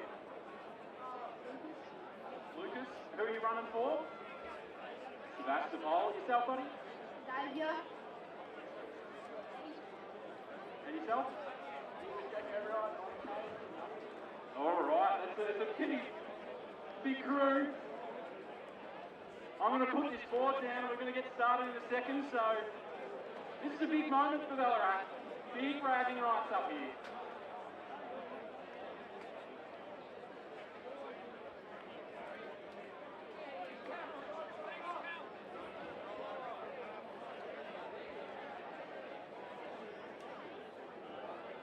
On the line, here we go. Oh, look out! Oh, it's gone to a terrible start. We've got Melton out of the lead. Oh, it's going to be close. Melton the back is not. Oh, we're going to fall. Oh, I think Melton's taken it out. I think Melton's got it.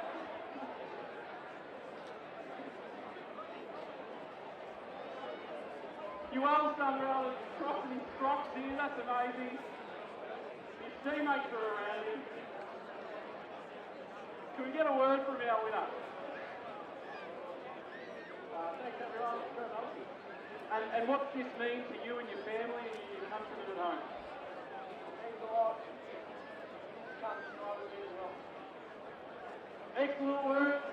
Melton have taken out the 2024 Grand Final 3.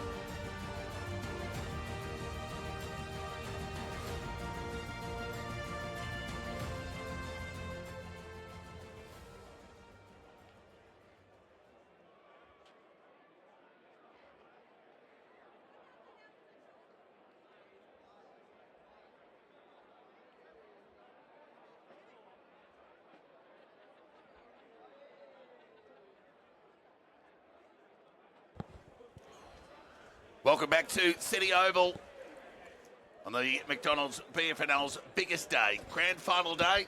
Young Chase Scable just took out the sprint, so a win there for Melton, and they're well on their way to a win here. I don't want to go the early crow. Of course, we've seen a lot of sides come back, as you did some 12 months ago, Dan, when you were leading the Devils. I was going to ask you this question at three-quarter time, but you were 14 points down. It felt like more. What did you say to the boys to get them up there? And similarly, what can Joe Carmody say to his boys to just get that little bit more out of them?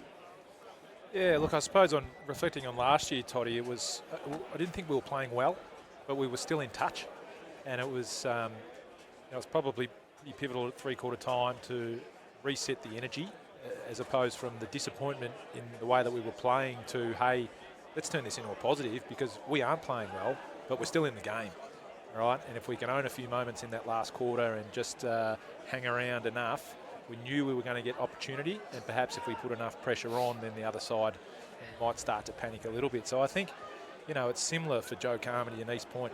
Hang around, be close enough when the whips are cracking at the end, because you just never know what's going to be able to happen. So that positive you touch on, what would Joe Carmody have identified with his group that they're doing right at the moment, despite trailing by some 16 points? It is 10 scoring shots to 9. I'm not sure there's much to take from that, but back to the original question. What would Joe have identified of his boys? What are they doing right so far? They're certainly on top around the contest. I think Mickey has been pretty influential. I thought MJ had a good, particularly back half of the second quarter. The longer this game goes on, those contested players are going to become more and more prevalent. What they probably need to fix up is their entry inside 50. A lot of the time, and credit to Melton's pressure around the ball, a lot of the time they're bombing the ball into those numbers, and Melton are then being able to take control of the footy and being able to play that tempo footy that they want. Now, it's a lot easier said than done to be able to fix that up and say, hey, start using some shorts or start using your numbers around, because Melton are so good and so well drilled. But you have to try and do that, whether that's you're playing a spare up and try to generate some run and some chain handball out of it, whether it's you go up and you put a spare that's lateral to the footy so that you can start to generate some run and draw some Melton defenders up to then allow you to access JJ and McDougall and these guys one out to potentially give them the opportunity of kicking 4 or 5 goals this quarter as opposed to 2. Yeah, East Point have won the clearance count against Melton at their previous 2 meetings this year. Of course, they're a win and a loss. Macca, just try and speak on behalf of Troy Scobell with your observations in that opening half. They're doing enough, right, Melton? But where can the improvement come, or would you be in the camp of just keep doing what you're doing? Well, I think they're going along well at the moment. Certainly, there's some, different contests where they probably, could have executed things a little better. But in terms of the core elements of their system, you can see it's really holding up well. The numbers that they're getting back, at times how they're using the footy out of defence. I mean, he said during the week that the one thing that he wanted to win was the pressure rating. Well, I'm not so sure that they've, had to be in this situation a lot of times where they're providing contested pressure against East. I think it's just their system and their ball use at times that's allowing them to be able to gain territory and get those forward entries into the Carter boys. Carmody said he wanted to win contested footy, and Rhoda Moromis has been, terrific around the contest, but it's then therefore what you do once you get the footy out of the contest as to what's going to transpire next and how effectively you use it. Yeah, they're not breaking lines with an overlap by any stretch, East Point, out of that clearance winning number. So Melton will be quite happy with that. Of course, Troy Scobell conceded that losing the clearance battle didn't bother him too much. But when Melton have the ball, they have an exit strategy. And they're able to use by hand and by foot. They're all on the same page.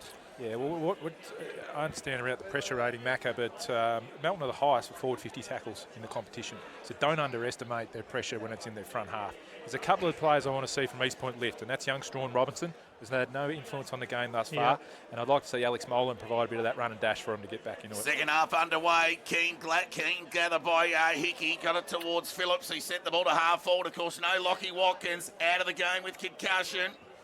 Ground ball, Farrugia over the ball, Fraser Lenz. The resistance Interestingly, Farouja gone to Brown. I reckon that's a defensive forward, and they'll try to use him and go through him a little bit too. Melton lead by 16 points, and they'll kick with the aid of a slight breeze in this third term. The big men fly, ground ball, Merritt off the knee, really, went about 3 metres. And So Melton just generating a spare off East Point, sending one up to the stoppage. That's what they want to try and do, and the backs have manipulated it so they can free it up. the restart, ball up, tap one by Van Meel, chance for Scoble, got ball to boot, just got it to the danger zone, shallow entry inside 50, umpires picked out a free kick, down the ground, Scoble dumped as he kicked, and it's in the hands of Braden Kite. Here's his opportunity, hit the scoreboard. Gets a bit of a soft downfield free kick, and getting the first goal here would hurt East Point's chances. He was certainly the first to put his hand up in the air to take the kick, that's for sure. Like all good forwards, Macca. Been guilty over the journey, Dan. I never got one, Toddy. He didn't have to worry about kicking any downfield, Toddy. He kicked enough of his own through his own efforts. So it'll be Braden Kite from 50. Kicks on its way, it's off to the right, and it'll be his third behind of the afternoon. That's out in the full, Toddy. Oh, that wide. Ran too close to the man on the mark there, Toddy. He might have been stretching for distance, but or whether he got his run up wrong, but he was too close to the man on the mark. So a let off for East Point. They bring the ball back into play through Jones. Got it beyond the defensive 50. Swarm of players around the footy, and not for the first time. There's the man you speak of, Robinson. Now, I'm just not a fan of that play that he does for that free kick, or just that extra gain from the umpire. I know he's a young player, but yeah, it's just a bit of inexperience. Times last week. Bit of inexperience, bit of maturity. I look at him and I feel like he's built like a 27-year-old, and I'm mistaking him because he's an 18-year-old kid. Yeah, that's just part of his maturity. So Rodamoronis found Canny. So what can the Kangas make of this? They've had the let off at one end through the shot on goal via Kite that went awry. Can they make this count? So Canny got plenty on the kick. Look out at the back. Merritt, squaring kick. He's normally good by foot. Willems. That was great use by Jacko. Outside of the right boot. Not an easy kick. What a great kick that was. Not only for weight, but to have the vision and the composure off of that contest to pick out that player and then be able to deliver that footy effectively. That was a terrific piece of footy from Merritt. So Willems, another product of the East Point Footy Factory, still an under-19 player, another one of those young blokes that looks like they're 27, Dan, but this young fella, no more important kick in his season than this one at the level. Chance to get the margin back to 10. And he misses off to the right. So both sides have missed some opportunity in front of goal. Yeah, pressure of a grand final. It is, and with Melton having a bit of an advantage, it's important that East can try and maximise everyone that they get. They're currently 4-6 to 7-3. It can often be the difference in grand finals. So Manito gets it towards outer centre wing. Now there's Rodamoronis. He can send East Point back into attack. He's a bit lazy with the kick. Jeffrey was good, fired the hair pass out. Ball forward, McDougall. It's good play by East there. They were set up really well behind the ball, and Mikic able to use some handballs and get the ball inside to some even number contests. They need to make hay here. This will be a tough kick into the breeze from 50. I know it's nothing on the breeze that we've seen, well, pretty much that's prevailed for the entire final series, but there was some Benny Hill music at the East Point Darley game that I did earlier in the year at Eastern Oval. I think McDougall kicked 2 goals 7. He had some funny moments into the breeze. Let's see how he goes with this one. Hit it nicely. It's going to hook. Yeah. Off to the left. So another let off for the Bloods. Harmony's obviously thrown Merritt forward. He's had a couple of influential plays in the first 5 minutes. They just need some moments, some favourable ones, East Point, as the Bloods extricate out of defence. Look at that. It was nearly as good as 2 kicks. Kite presented, long way from home. Ryan Carter dribbling ball. So they should have some numbers here, East Point. So Dodd, quick hands. They feed the ball towards Matty Johnson, who went out wide towards Merritt, the man you speak of. 60 metres out from goal. Normally good by foot. Goes into the pocket looking for McDougall. Couldn't grab hold of the mark. Phillips over the foot. He sees it over the line for a boundary throw in. Again, you see Merritt's use there, just pulling that kick late, giving McDougall an advantage. He didn't quite complete the mark, but there was 5 Melton numbers back, and Merritt gave him an opportunity to do it. Just swung the leg around his body there, didn't he? Next goal, all important. Melton lead by 14 points. Throw in. There he is again. McDougall needs to release the footy. Hurried kick, fell fortuitously into the hands of Davis. They're dangerous here when they get out the back. Faruja running onto the ball, knocked it to his own advantage, ran away from Slater. Ball got into the hands of Carter. Shot on goal is good. I said before the game, Toddy, that they were the best team at scoring from kick-outs, and then you saw there why their ability to be able to reset out the back. Faruja really hard running, and another Walker goal. Yeah, Liam Carter's got 5 now, Dan. My mistake. And but coast to coast, I mean, so for all that sort of weight of possession that East Point had in their front half, and then Melton just slingshot, and it's really been their one wood all year. I mean, they don't win clearance every week, but just off half back, transition from back to a score is high. But it just shows how important it is that you take your opportunities to kick those goals when they come, because if they had have kicked either of those set shots, they wouldn't have had that kick-out situation and then that transition. Matty Johnson with an important clearance, tumbling kick, shallow entry inside 50, bounce off the chest of Jeffrey. Menino, hurried kick, Faruja, normally clean, gathered, knocked, hair pass, didn't get enough of it. Filmer was elusive and just tipped it over the top, made it difficult for Taylor, made the kick look better than what it was. Slow hair pass for Brown, so too that one. Walker committed, took the ball to ground, and will square away a stoppage on half-forward broadcast side for the Kangas. Really like Faruja trying to keep Brown accountable here. He's had a couple of moments himself where he's got his hands on the footy, and a goal assist in that last one. It's a really good role that he's playing. Yeah, defensive forward, yep. 7 minutes gone, third term. Rodomaronis, quick hands, back to Johnson. Again, the kick around the body. The fly at the back there from Phillips, but Heaney had front spot, took the grab. It was Hanley at the back, actually. So Heaney. Again, seen that a fair few times. East Point, win the clearance, kick it to Melton spare, get possession of the footy. So he goes along the line. Howard with an important fist. Rodomaronis went to ground. So got a high tackle. So just on that, DJ, how is it that they're able to shore up that spare all the time? Because East Point are rolling one up to the stoppage. They're trying to create an extra number high up at the stoppage, which means they might be getting an advantage at the source to be able to get the clearance. Melton are backing their system behind to be able to generate a spare and turn the ball over. It's obviously then what happens when you come out of the stoppage. There's the shimmy from Geordie Johnson, who centred the kick to the danger zone. Players fly. Bloods have got numbers. Loose hair pass might open the door for Johnson here. Borg was clever with the tap. Outside of the right boot kick there from Walker was good. Got it over towards Kite. High up and under kick. They're out the back here, the Bloods. East Point have got numbers. Howard should gather cleanly. And he did well with the vision. He looked broadcast side. Not sure he got enough on the kick. Meant for Rodomaronis. Davis, clever. Knocked it back. Just got an awkward bounce there, Lockie Walker. In a 2-on-1. They're wanting a ball up here and they'll get it. I just would have loved Davis to take possession of that footy there. Just be able to take possession of it, distribute out the handball, all right, and give themselves a good scoring opportunity. So there'll be a ball up 50 metres out from the Melton goal. Tap one by Van Meel. Suter over the footy. Held by the arm by Taylor. Umpire's picked out a free kick here. It's going to go Melton's way. Well, it couldn't have been against Taylor because he had the arm of Suter who went into the pocket. Kite! On the lead, and not for the first time today. He's presented. He's been very sure with his hands today. It's just been his kicking that's let him down on goal. It looks like he's going to snap this round the corner rather than a conventional drop punt, Toddy. Be interesting to see what happens here. Long way for a snap. Yeah, it is. Needs to hit it true. So, Braden Kite. Narrow. Yeah, good call. Left and always left.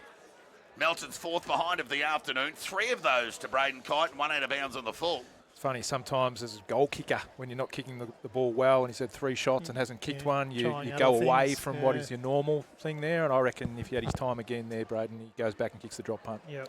So Merritt bring the ball back into play. It's been cut off there by Liam Carter. Oh, he's going to pay 50 against Geordie Johnson. And Liam Carter will have 6 goals to his name. 10 minutes into a third quarter here at City Oval. A few people might be getting the record books out the BFL to see what the record goal kicking is in a grand final. He might well be on his way to it. You played in a couple, DJ. Did you get away with a bag or 2 in a couple of losing ones? Not really, mate. I think I got 6 or 7 in 2006 in a really tight game with Redan, and Redan were all over us in 2009. I only got 3 or 4 on a wet day, so I can't contribute to that one. Well, Liam Carter has 6 here at City Oval. I know they give 2 medals here on Grand Final Day. He's in line for one of them at least. Oh, he's having a profound influence on the game here, and we spoke about it before the game started as to whether East Point would have the defensive capability to be able to man up both the Carters, and that's proving somewhat true at this stage because even though Ryan hasn't had the influence on the scoreboard, he's certainly having a good impact on the game, and Liam's the beneficiary in front of goal. Yes, certainly helps in that situation when you're getting 50 as well. At the restart, East Point, understatement, need a goal. Chance here for Taylor, just couldn't get away. Ball spilled into the hands of Merritt. McDougall wanted the push, umpire call, play on. Left foot kick across the body, high up and under from Menino. Kenny at the back, got a little spoil. Rodham Moronis gave it back to Kenny. It was the right call. Kick across the face. Look out, Robinson! Juggling attempt, has taken the mark. And he should get one back for the Kangas here. It was brilliant play from young Liam Canning, transitioning down off the wing to be able to lock that ball inside forward 50. Mickinger transitions down, gets it, provides the outnumber, gives them another entry. They get a shot on goal. So they're 4-7 halfway through this third term.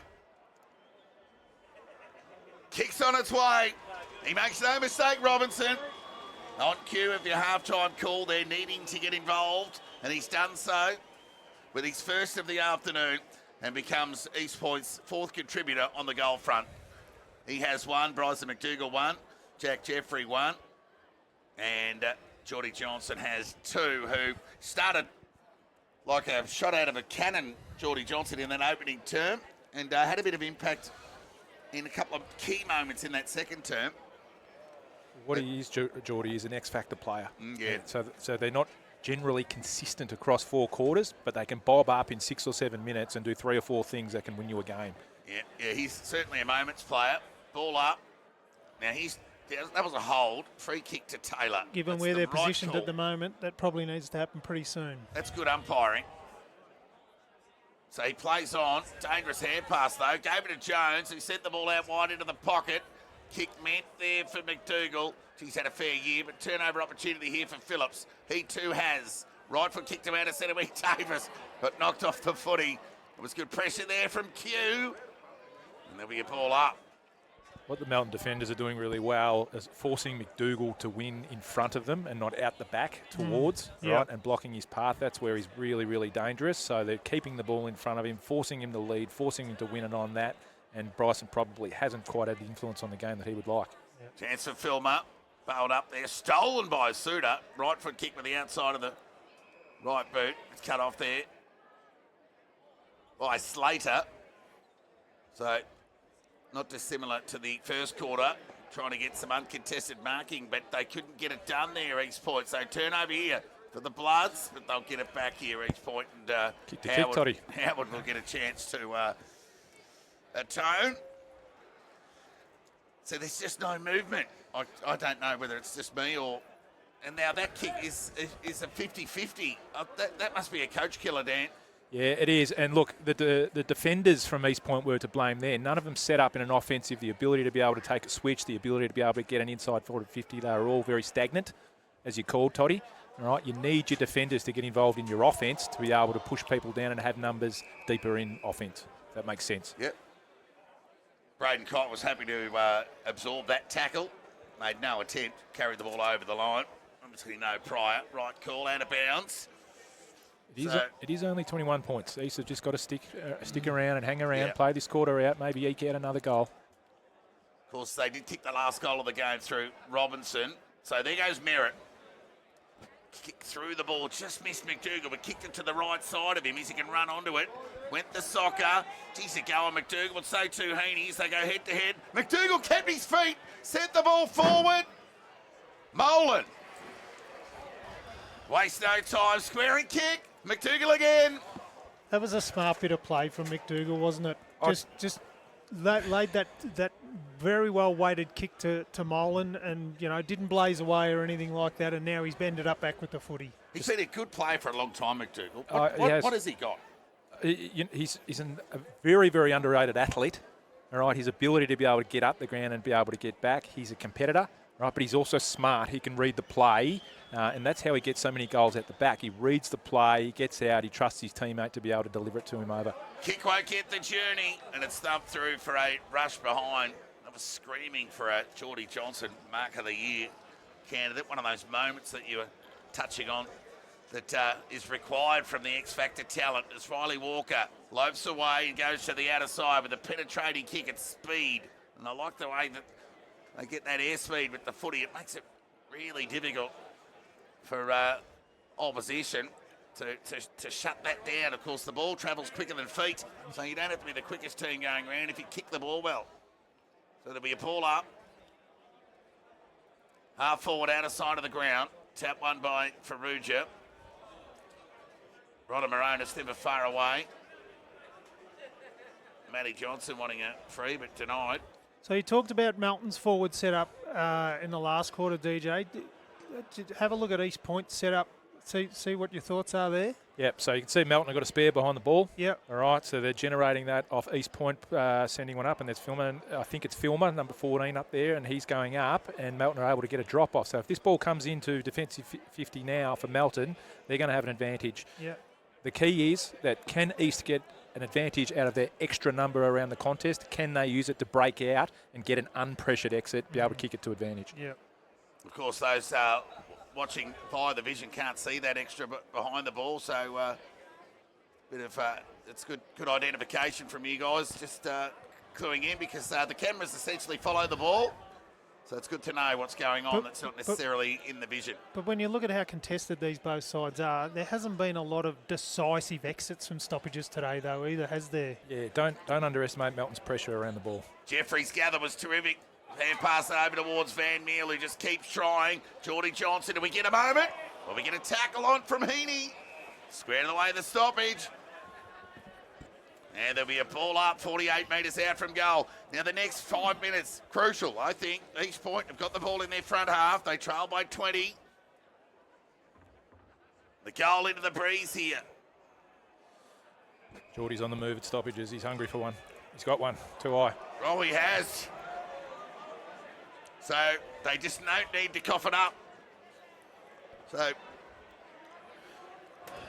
Geordie Johnson's having none of that now. He has ball in hand. A few knees going astray on that downward motion, keeping the players on the ground there. Farrugia, one of them. So it'll be Geordie Johnson, 50 metres out from goal. He'll kick from just inside. Be a brave man to back him in from here, Danny. You going to do so? I am. To Okay. the goal. All right. 49 metres out. Geordie Johnson for goal number 3 and to narrow the margin to 14 points. And there it is. And off to the curse. left and always left. Wasn't a bad effort. Our commentator's curse. Through for a minor score. 5-9. They've had one more scoring shot than Melton and they trail by 19 points.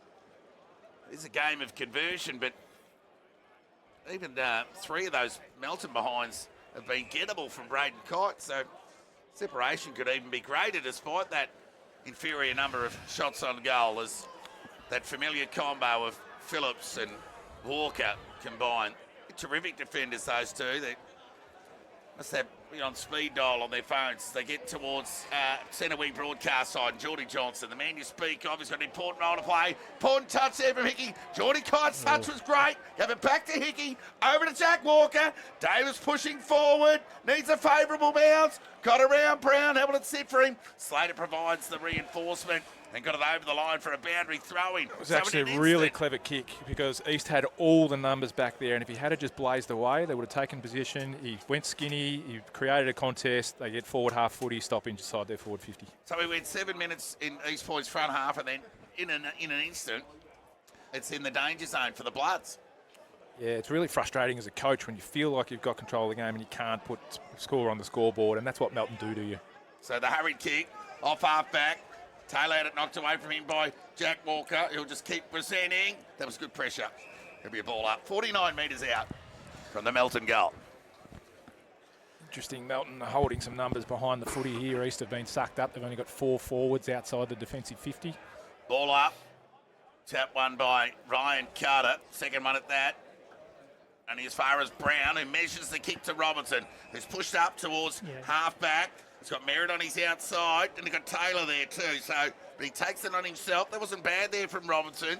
Tumbling kick though to a 4-on-1. And that's what I spoke about. Oh, numbers. look out! Geordie Johnson's going to square away a stoppage here. This will be a result. But for the Kangas, McIntyre dropped it. Got away with it. There's another drop. Oh, how East Point have ended up with this footy, I don't know, Dan. Yeah, well, it was a great effort from Geordie Johnson, 4-on-1 to lock that ball up. It gave time for the cavalry to arrive, and then they were able to assert some pressure and get a turnover. So Cairns goes into the pocket. Nearly a chop. Umpire's paid it. He's having a good 5 minutes, Geordie, after you said he went missing before, Toddy. Well, he's the man. he's the moment's man, isn't he? Really. How they can get 19 points back without Geordie Johnson having an impact, I'm not sure. No, I totally agree with you. And again, Robinson's taken 2 marks this quarter, kicked a goal. You know, these are the guys that they need lifts from, not from their top line players. So Johnson, speaking of Geordie, East Point's only multiple goal scorer of the afternoon. Jagreev Duvagudi, greater than the previous. He'll kick from a similar distance. But he's one of few that can... Yeah, pretty low percentage option, I think. Yeah, but nobody even provided an out. Yeah, it's just like... Jacko provided a really good hit up late. Okay. And, I think they've got to find better avenues to goal. They're having shots from poor positions, low percentage positions. Yeah. They need to look for that extra kick inside 50 to maximise their chances. You're happy with that wide lead, aren't you, if they're shooting from there? So Mawson brings the ball back in. Went over the head of Liam Carter. Ground ball opportunity. Did well there, the big fella. Just not to cough it up. Now we handle that. They want to... Oh, he's going to play. So Liam Carter just handballed the ball forward. I'm not sure he meant for it to go out of bounds, but if you don't ask, you don't get. And that's what East Point did. It was almost in unison, all those East Point hands going in the air, wasn't it? So there's another 50-50 kick. How's the shot from Merritt? Dribbling ball, don't tell me! Well, rush through on the last line. Your man Jackson Merritt really providing something out of nothing for East Point, but in the end it was their 10th behind. Yeah, Carmody's thrown him forward, you know what he can do, and we saw it all too well last week with a really clutch goal to put East Point into the grand final, but he's going to be very, very dangerous, and they need him to be. Well, you can't defend the game now, can you, really? You've got to win it. So here's a chance for Howard. Pressure good from Borg, bit of a sling, and paid. It's the right call, especially if you get the call in before the decision. Sort of takes away the effect of the Bloods' disappointment. Oh, there's the fly from Cairns. Terrific grab. Yeah, he's now got even numbers. That's when he should have got it in. Should have wheeled and got that in quickly. Another good young player at East Point. Gee, they bat deep. Both sides do. I think. Boy, this is ambitious. Their bottom 6 are better than all the other teams' bottom 6, aren't they, really? I'm not well versed on this kid's kicking skills, but geez, this will take an enormous kick. I think you'll see him put it to the top of the square here. So there's the kick. Shanks it into the pocket. Boy. Turnover opportunity. Gathered by Suter. Sends the ball back to outer centre wing. Plenty of territory gain with the aid of that slight breeze. It's probably more pronounced out on the ground than it is here because we're in a truck. That is frustrating, in my opinion, when you have that situation and, you know, it's not as if there was either any players coming to the footy to provide an option knowing that he wasn't going to be able to kick the distance. You're spot on, Mako. Like he actually even needs to take a lateral kick. Absolutely. Right, and be able to access the other side of the ground. Yep. That was just a nothing entry. You know, you're dominating possession at the moment for the last 10 minutes, but you can't get any reward on it because probably some silly, well, not silly, but some decisions going inside 50 that if you want to maximise opportunities, you can put the ball into better areas. Combined that with the poor execution didn't help either. McIntyre got the clearance, the territory gain at that to out of centre wing. True centre wing out of side here. East Point 5-10. Trail the Bloods 9-4. You can see Scoble's just equalised East Point's number up at the stoppage in terms of Filmer going up there. So East Point have now got one-on-ones forward of the footy. It'll be interesting to see if they can maintain some clearance domination if some of their forwards can get hands on it. Lights on it at City Oval. Hurried possession forward. Filmer, that was a good gather. Can he be composed with his release by foot? Kicks it out wide. Foot race on here. Presenting there is Robinson. Oh, that was well done by Sullivan. It was good as a kick, that knock forward. Now, Farrugia should have come forward, but he elected to go to the body on Fraser. Put the pressure on Sullivan. Williams tackle taken to the ground there by Hickey, and there'll be a ball up true centre wing.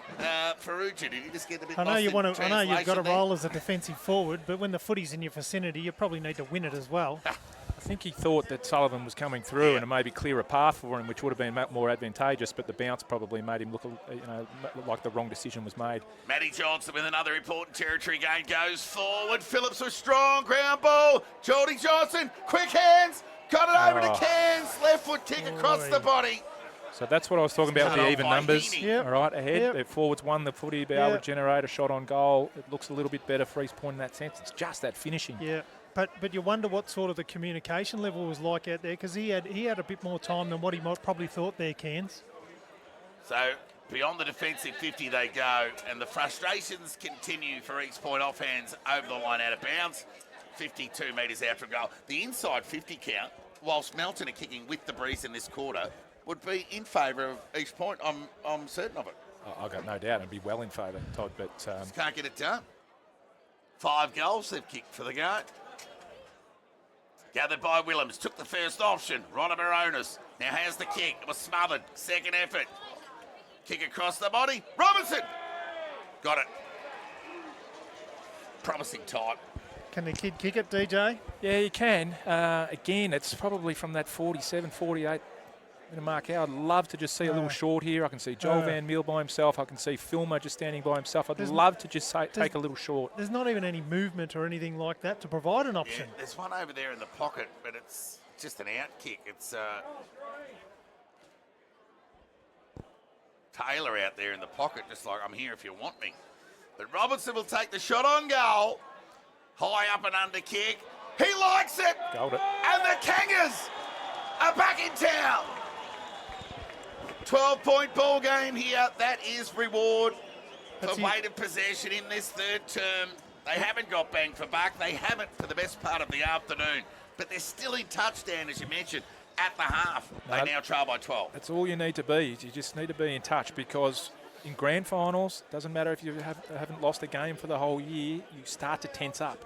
And that pressure can then create opportunity if you're close enough. If you're not close enough, you don't get that opportunity. Well, they got the breeze in the last quarter, and if they have similar 50-50 inside 50 numbers in the last quarter, surely they're going to be a chance. Here goes Ronald Baronis again. Starting to get his hands more on the footy now, isn't he? Well, they've won the clearance count. There's no doubt about it. Just their entries and shot selection on goal. Now, Johnson caught one high. Umpire didn't see it. Fired the hand pass out to Brown. Now he sends the ball forward. Geordie Johnson in front. Paul Mawson at the back, knocked the ball. Ground ball gathered by Jeffrey to the danger zone. Players set themselves to fly. Todd gathered, left foot. Quick across. Oh, bouncy ball opened the door. Good pressure there.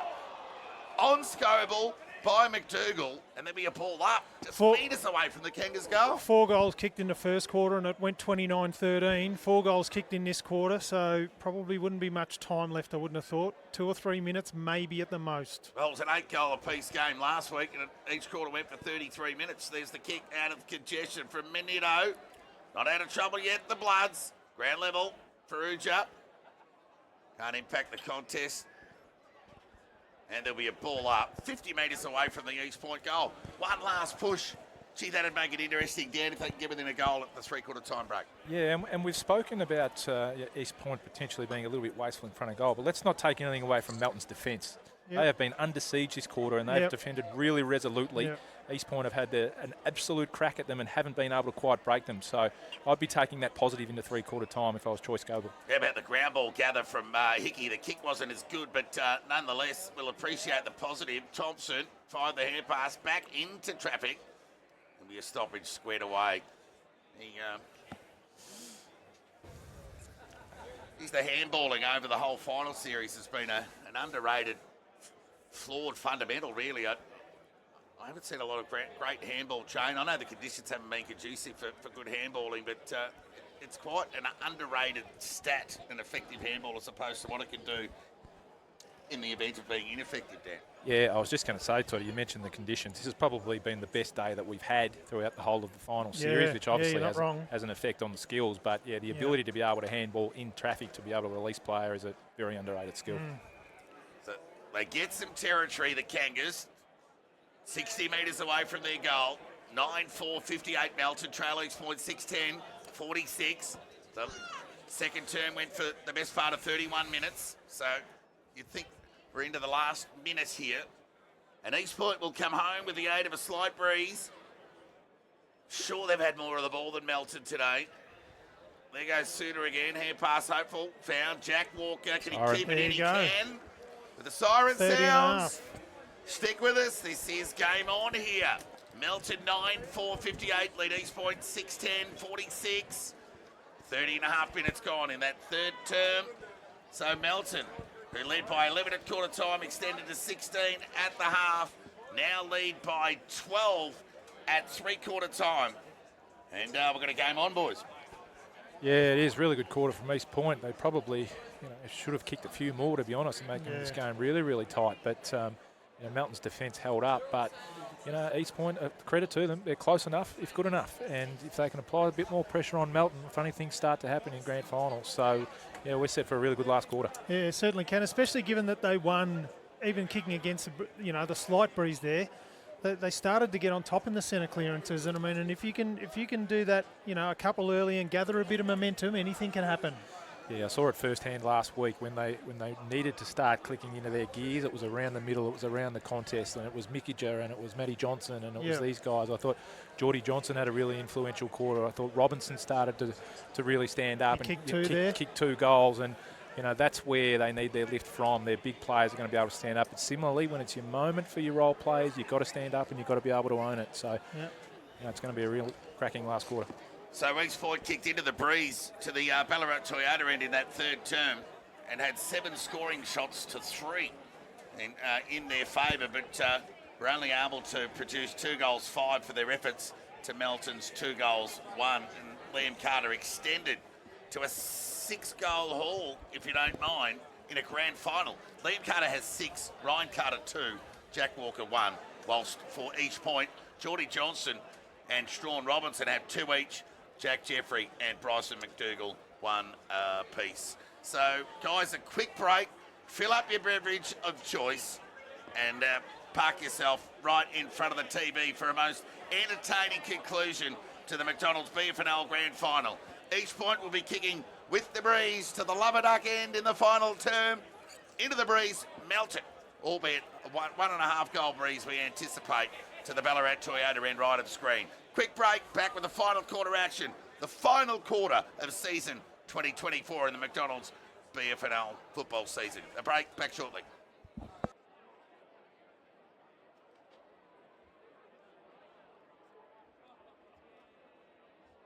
There's one name you can trust for all the stories this winning season. This is winning season news. Bringing you the major events. I won a car. This is huge news, Lisa. It happened right here. The highs, the lows. Sir, is it true? No comment. The cheeseburgers. I want a cheeseburger. A news source you can trust. Nationwide, 24/7. The drive-through is busy. Powerful stuff. The Monopoly game at Macca's returns Wednesday. When's this going to be on TV?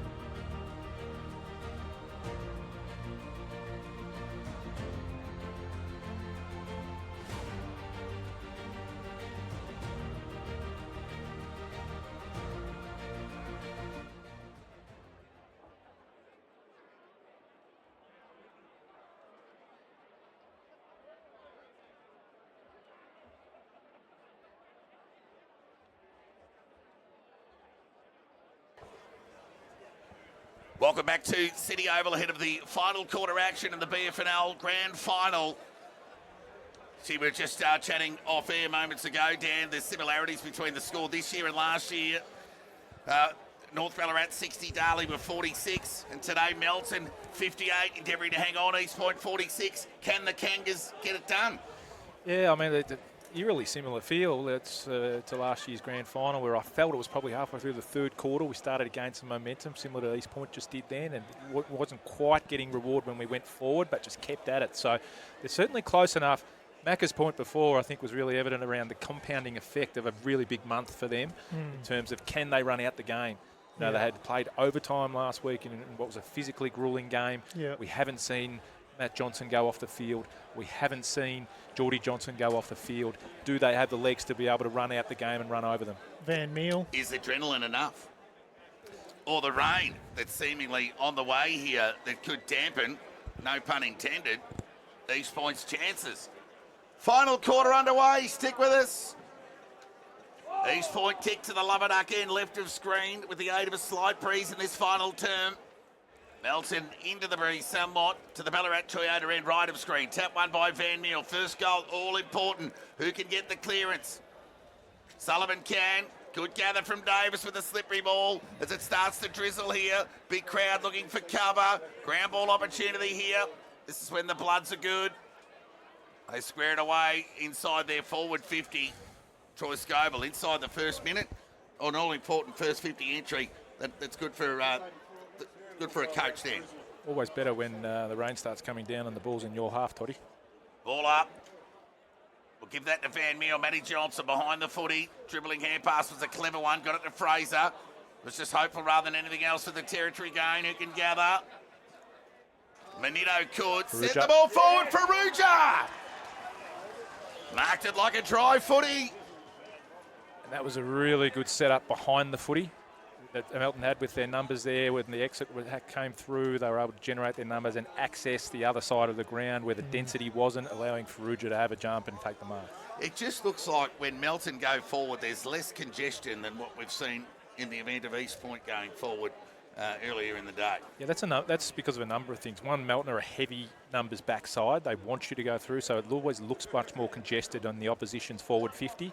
Whereas conversely, when Melton are able to access the other side of the ground, most of the density in the population was over on the other side, but it was bypassed. Faruja with an all-important shot on goal. He's put it through, and the Bloods get the all-important first one here at City Oval. How many big moments has Conrad Faruja had in this final series? Yeah. Indeed, and he doesn't have to have a lot of the ball. You know, he's often outnumbered, and he gets big roles like Matty Brett, play on him for a bit. Billy Myers, and today he's gone forward into the ruck. He's quite a follower as opposed to a ruckman. He kicked 3 important goals for Melton against East in the first final. And his first 15 or 16 games of senior footy were all played in the back half. So promising tight. Ball up at the restart. Can East Point respond? Game on. Canny off centre wing. Gets the clearance. Tumbling ball forward. Danger here. Gather was good for McDougall. Look for Jeffrey. Clever little tap through over towards Taylor. He has a shot on goal, and it's off to the right. Just needed a little bit more composure. It's twice I've seen Bryson McDougall perhaps not give the first give. All right, trying to take possession and break the tackle where he's had support around him. If he just gives that first give, they get a shot on goal. So rain, albeit light, will start to have an impact. The ball being skid, so it might be a bit more sort of territory gain with by foot. Overhead marking made that a little bit more difficult. As Manito will bring the ball back into play. It's a beautiful kick into the breeze. The half back. McDougall a fly, swing and a miss, and Carter has had a day out. 6-pack, in fact. And I'm not speaking of the beer. He's got 6 goals. And he's still working hard in the back half. And Hickey, tireless contributor. Of course, the Bloods had their vote count last week, and just 6 votes separate the top 10 players in their vote count. So more to play out there. More to play out here, more importantly. Out of centre wing, Rodder Moronis gathered cleanly with the wet ball. Sharked there by Cairns. His kick went along the line and it's an interesting point, out of Toddy, bounds. because what that highlights is how even their side is. Right, they don't rely on anyone's specific contribution. It's about playing their role. It's about the evenness. It's about playing for each other, and that's what makes them such a hard club to Their beat. system. Scoble spoke during the week about it not necessarily coming down to talent. Well, it's coming down to driving diagonal rain here, and you can see why that throw-in. It did favour the East Point Lubber Duck end. Filmer coughed it up. Oh, swing and a miss there from Jones. Needed to be better. And they're away here. Hickey just doesn't stop running, but the kick let him down. Oh, it bounced off the chest of Slater. Swing and a miss. Oh, that was holding the ball. It's really Denied by the umpire. really important here that Scoble doesn't go too defensive early. All right, he needs, they still want to be able to attack. They still want to be able to put some score on the board and not be able to shut the game down too early. When an opposition club senses that and they get a sniff, often that can be to their detriment. Johnson wanted the push, denied. Kenny endeavoured to keep his feet, was taken to the ground by Scoble, and there'll be a ball up. Can still take away a lot of time forcing it forward into your forward 50 and just keeping it there, applying the right pressure, and especially around the stoppages and things like that, to not allow those exits. It'll take time off the clock. That would be his intention, forward half footy. Tap one by Van Meel. Hickey again, been important in the opening 5 minutes of this term. Scoble went to ground. Hurried ball forward there for the Bloods, cut off by Jacob Brown. So the quarterback essentially for the Kangas sends the ball towards half forward. Nearly a free kick to the Bloods, denied by the umpire, and there'll be a ball up. So the dynamic of this game is changing a little bit in terms of the ball movement because of the weather. They're now going in straight lines, line of goal, as opposed to overhandling and trying to go around. So you'll see a much more contested game. So Merritt, Johnson, Ronald Moronis around the footy at the feet of Van Meel, who won that tap. But it was Jack Walker. Hurry kick to the middle of the ground. How about the gather from Liam Carter? Quick hand pass. Got it to Geordie Kite. Standing start. Slater. Well, I'll give him the benefit of the doubt. He caught Braden Kite high as he was trying to get the fend off. So he wastes no time. Half forward. Sends the ball into the pocket. Ryan Carter. Got it. That's 50. And nearly 50. That is an unbelievable mark in the conditions, with a greasy ball in a one-on-one contest like that, to take that one-hander mark. That's an extraordinary mark. Yeah, it's a copycat mark of Liam Carter, brother, like brother. What it was, Macco, was a brilliant kick from Kite. He just recognised the space. Carter was pointing and allowed him to be able to get into his craft. He chose to go the one hand, but was able to execute. Kicked it to his favour, no doubt. Yes. So he's going to go the banana here. Gee, it's not a bad effort, but it goes across the face. So they'll get the ball back here, East Point. And the margin to 18, so it's 3 goals. So Torpedo. Brown gets plenty of it. Timely one there from Mr. September beyond half back. Look at that driving rain. You can see it on the vision. Cairns tumbling kick. Knocked off the footy. Umpire called play on. Oh no, the non-officiating umpire in the middle of the ground paid that free kick. And the Bloods will get out of trouble. So you can just see the impact of that breeze. Just those 2 kicks from Brown and Cairns essentially went from full back to inside 50. So Manito took care and respected his ball use and executed well to Suter. Shallow entry inside 50. Geordie Kite in front, couldn't take the mark. Here's Hickey, overran the footy. Geordie Kite gathered, tackled by Canny. No prior. There'll be a ball up 45 metres out from the Bloods end, who kicked to the Ballarat Toyota end in this final term. It's a really good pattern as a small forward from Hickey to get to the front of that contest. Often you can see them sagging behind, and he got there, made a contest, they get a stoppage. Faruja won that tap. Only as far as Brown. Telling territory game to broadcast centre wing. Jeffrey couldn't gather. Walker, clever kick, tried to find Scoble, went past him. Hickey went the man, not the ball. Kenny did well. Square away a stoppage here with a 2-on-1. There'll be a ball up on half forward broadcast side. 8 goals, 1 out of the 10 goals, 5 the 2 Carter brothers have kicked. Extraordinary effort from the 2. Melton have generated their spare behind the ball again. I like that look better for them. I think they get more impetus out of it. Here's the spare here. So there's the high up and under kick from clearance. Another clearance win from Ronald Moronis. Handley went looking for Heaney, couldn't gather. Cairns went searching for Willems, who went the soccer. Ricocheted off Sullivan, opened the door for Handley, couldn't gather. Here go East Point. Hand pass was loose, hopeful, turnover, and away they go through Scoble to half forward to the Carter direction. Oh, he's got 1-on-1s. And he wastes no time, Liam Carter sends the ball forward to brother Ryan. Uncontested test Great mark. block by 15 Kite. metres out from goal. Yeah, Great you called it, block by Macca. Kite. What a great block out from Braden Kite to allow Yeah. Ryan Carter to come back and mark unopposed. Yeah. He could easily have gone for that mark there and held Yep. out, but that's great team Yeah, play. it Doesn't get a was. stat for it, but a great effort.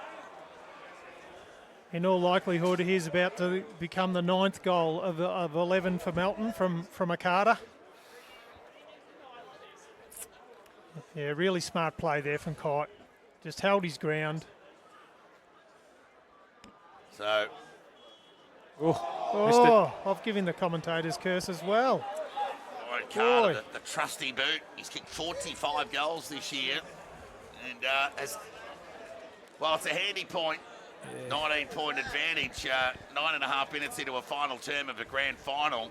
It's just kept the door slightly ajar. 3 shots on goal, Toddy, and they haven't been able to put the nail in the coffin yet. So if I'm East Point, I'm thinking we're still around. We're still a chance here. I've been in that position before. Yep. So Brown, he'll go a long option. He'll go with the old torp off the side. Shank, territory gain. We'll call it that. But they've got numbers here, the Bloods, but an important fist on the ball from Kenny. Foot race on.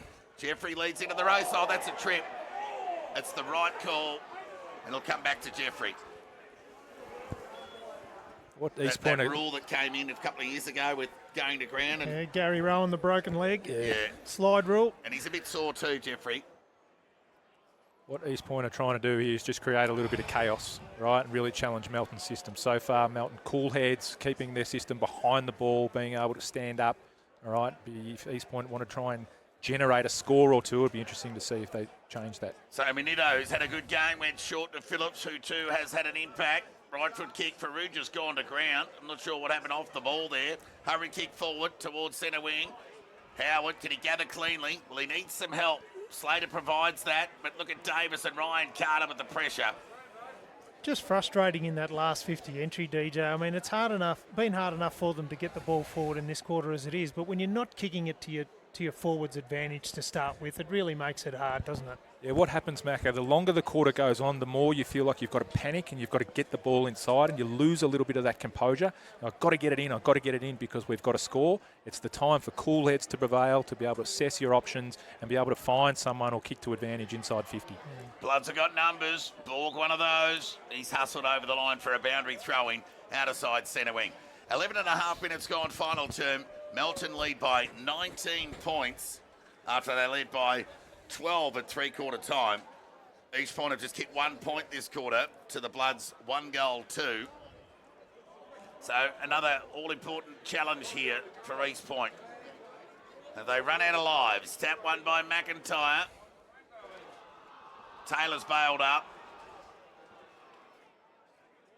The hierarchy, including Brian McNabb up the top there. Just you probably wouldn't want Nabby 2 metres away from you on game day, DJ. Surprised he could get up there, Toddy. Well, right on cue. Ballarat Toyota end, right of screen, the Bloods in this term. Hurry kick forward, out of bounds on the full. So, while we get to watch from the sidelines and make judgment, it's hard to take into account fatigue and just weight of output on the body. Yeah, we spoke about it last week, what East Point went through, the brutal game that they went through, and, you know, if the ball's going to spend a bit more time on the ground in this quarter with it being wet, that only accentuates that. Davis kicked to half forward, gathered by Johnson. Again, another territory game from half back to half forward. Now here's a chance for East Point if they can gather. Dangerous hand pass to Heaney, bailed up there by Melton. So a let off there. That was a poor handball give, given the heat. Melton was standing right behind the handball receiver there in Heaney to square away a stoppage. I'd like East Point to try and put a bit more pace around the ball and try to run the ball out a little bit. This bombing out of stoppages is just suiting Melton's system and their numbers. Yep. That one by, well, we'll give it to McIntyre to Jack Walker. Took on the tackle. Coughed it up then to Johnson. There's another high territory game to the danger zone. McDougall! No. Ground ball. Hot footy. They'll square it away. And there'll be a ball up. So East Point have got it where they want it. Just metres away from their goal line. They trail by 19 points. 13.5 minutes gone final term. They've just kicked the one behind in this term. They need a spark from somewhere. Who's got a moment in them? I think it's time to throw Jacob Brown forward of the ball. See if he can give you a mark, give you a goal with his class, put merit around the ball, see if he can provide a little bit of run, get out. Now's the time to start organising what you want to try and win the game. So, evidently playing out to a Melton win at the moment, with just East Point generating one score in this final term. Throw in, tap one, well, it went off the shoulder of Van Meel. Shark there by Walker. Got an important territory gain out of defence to half back, but it'll cut back in as quick as it came out. Ground ball, Johnson threw it forward. It was Cairns, in fact. Rebound kick. Opened the door here. Chance for Willems, took on Carter. And there'll be a ball up. They're just hacking it forward, East, aren't they? They are, yeah. I don't know how slippery the ball is, but... True, and don't underestimate the pressure out there either in the situation. But, you just need someone with composure just to stand up and get a good entry for you. Moeller got a clean hand pass away towards Taylor. Right foot kick across the body. Last line of defence there, Walker. Good player. Right foot kick to the advantage of Davis, who gathered cleanly. Rode the tackle, wanted to get onto his left side. Was dumped there by Filmer, Walker and Cairns. Call it even. I'll square it away. There'll be a ball up, half forward, broadcast side for East Point, who kicked to the Lubbock end in this final term. And the rain looks to have subsided for the remainder. Again, Melton being able to generate that number behind the ball. That entry goes in, they get a mark, they get an exit. Mawson there on his own off the back of this stoppage. Find its way over the line. Under the lights here at City Oval. Melton led by 11 points at quarter time, 16 at the half. That was reduced to 12 at three-quarter time. And is now 19. 15 and a half minutes gone. Final term. Under grey skies. Throw in. Van Meel. Swing and a miss. Walker knocked it forward. Davis, right place, right time. Dribbling kick forward. Thompson to send the ball back. Just missed on, gathered by Mawson. Coughed it up to Matty Johnson. Sent the ball forward. This will roll over the line. And out of bounds, away from Geordie Johnson and Riley Walker. Matty had Liam Kenny all out, about 40 metres out from goal. But the necessity to just bang the ball and try and get it forward is hurting them at the moment. They've got to start going off the line and going around them. Yeah, desperation creeping in, Dan. And that's it. It is. We feel like we just have to get the ball in there. We have to get in there to score. But sometimes a little bit of method to it is the one that you need. Taylor's kick out of mid-air. Got it over there towards Robinson. His kick across the body. Got plenty on the kick. Made it towards the goal line and got thumped through for a behind. Not enough for East Point. 6-12-48. They trail Melton 10-6-66. 18-point ball game. Near 19 minutes gone. Final term. And Melton getting all their numbers over the outer side of the ground. I think they'll just keep it to one side, play a bit of a contested game, try and take mark. And as I say that, they do completely the opposite. Short kick in from Manito was safe and found Mawson. He's got Riley Walker short. That was all a bit too easy. East Point probably essentially protecting the corridor, I imagine, Dan, to cough up those two boundary side uncontested marks out of defence. Filmer endeavours to keep the ball in. He did. Jacob Brown was met solidly by McIntyre. Now this will be interesting with this entry. This is where you want to try and actually find the short first or off the line. If they just bomb this long to their numbers, they're not going to get a result. So Brown, he's off on his bike. Right foot kick now. He lowered the eyes this time. Oh! Kick from Merritt across the body. It's off to the right and through for a minor score. Called it well, Todd. It was a better entry. Lowered the eyes. Leading target coming out, being able to get in as opposed to just bombing up high to their numbers. Near 18 minutes gone, final term. Bloods lead by 17. 3 goals East Point need to the Ballarat Toyota end. To their Lubbock end. Of course, Melton endeavouring to hang on. Matty Johnson again just trying to slap it onto the boot.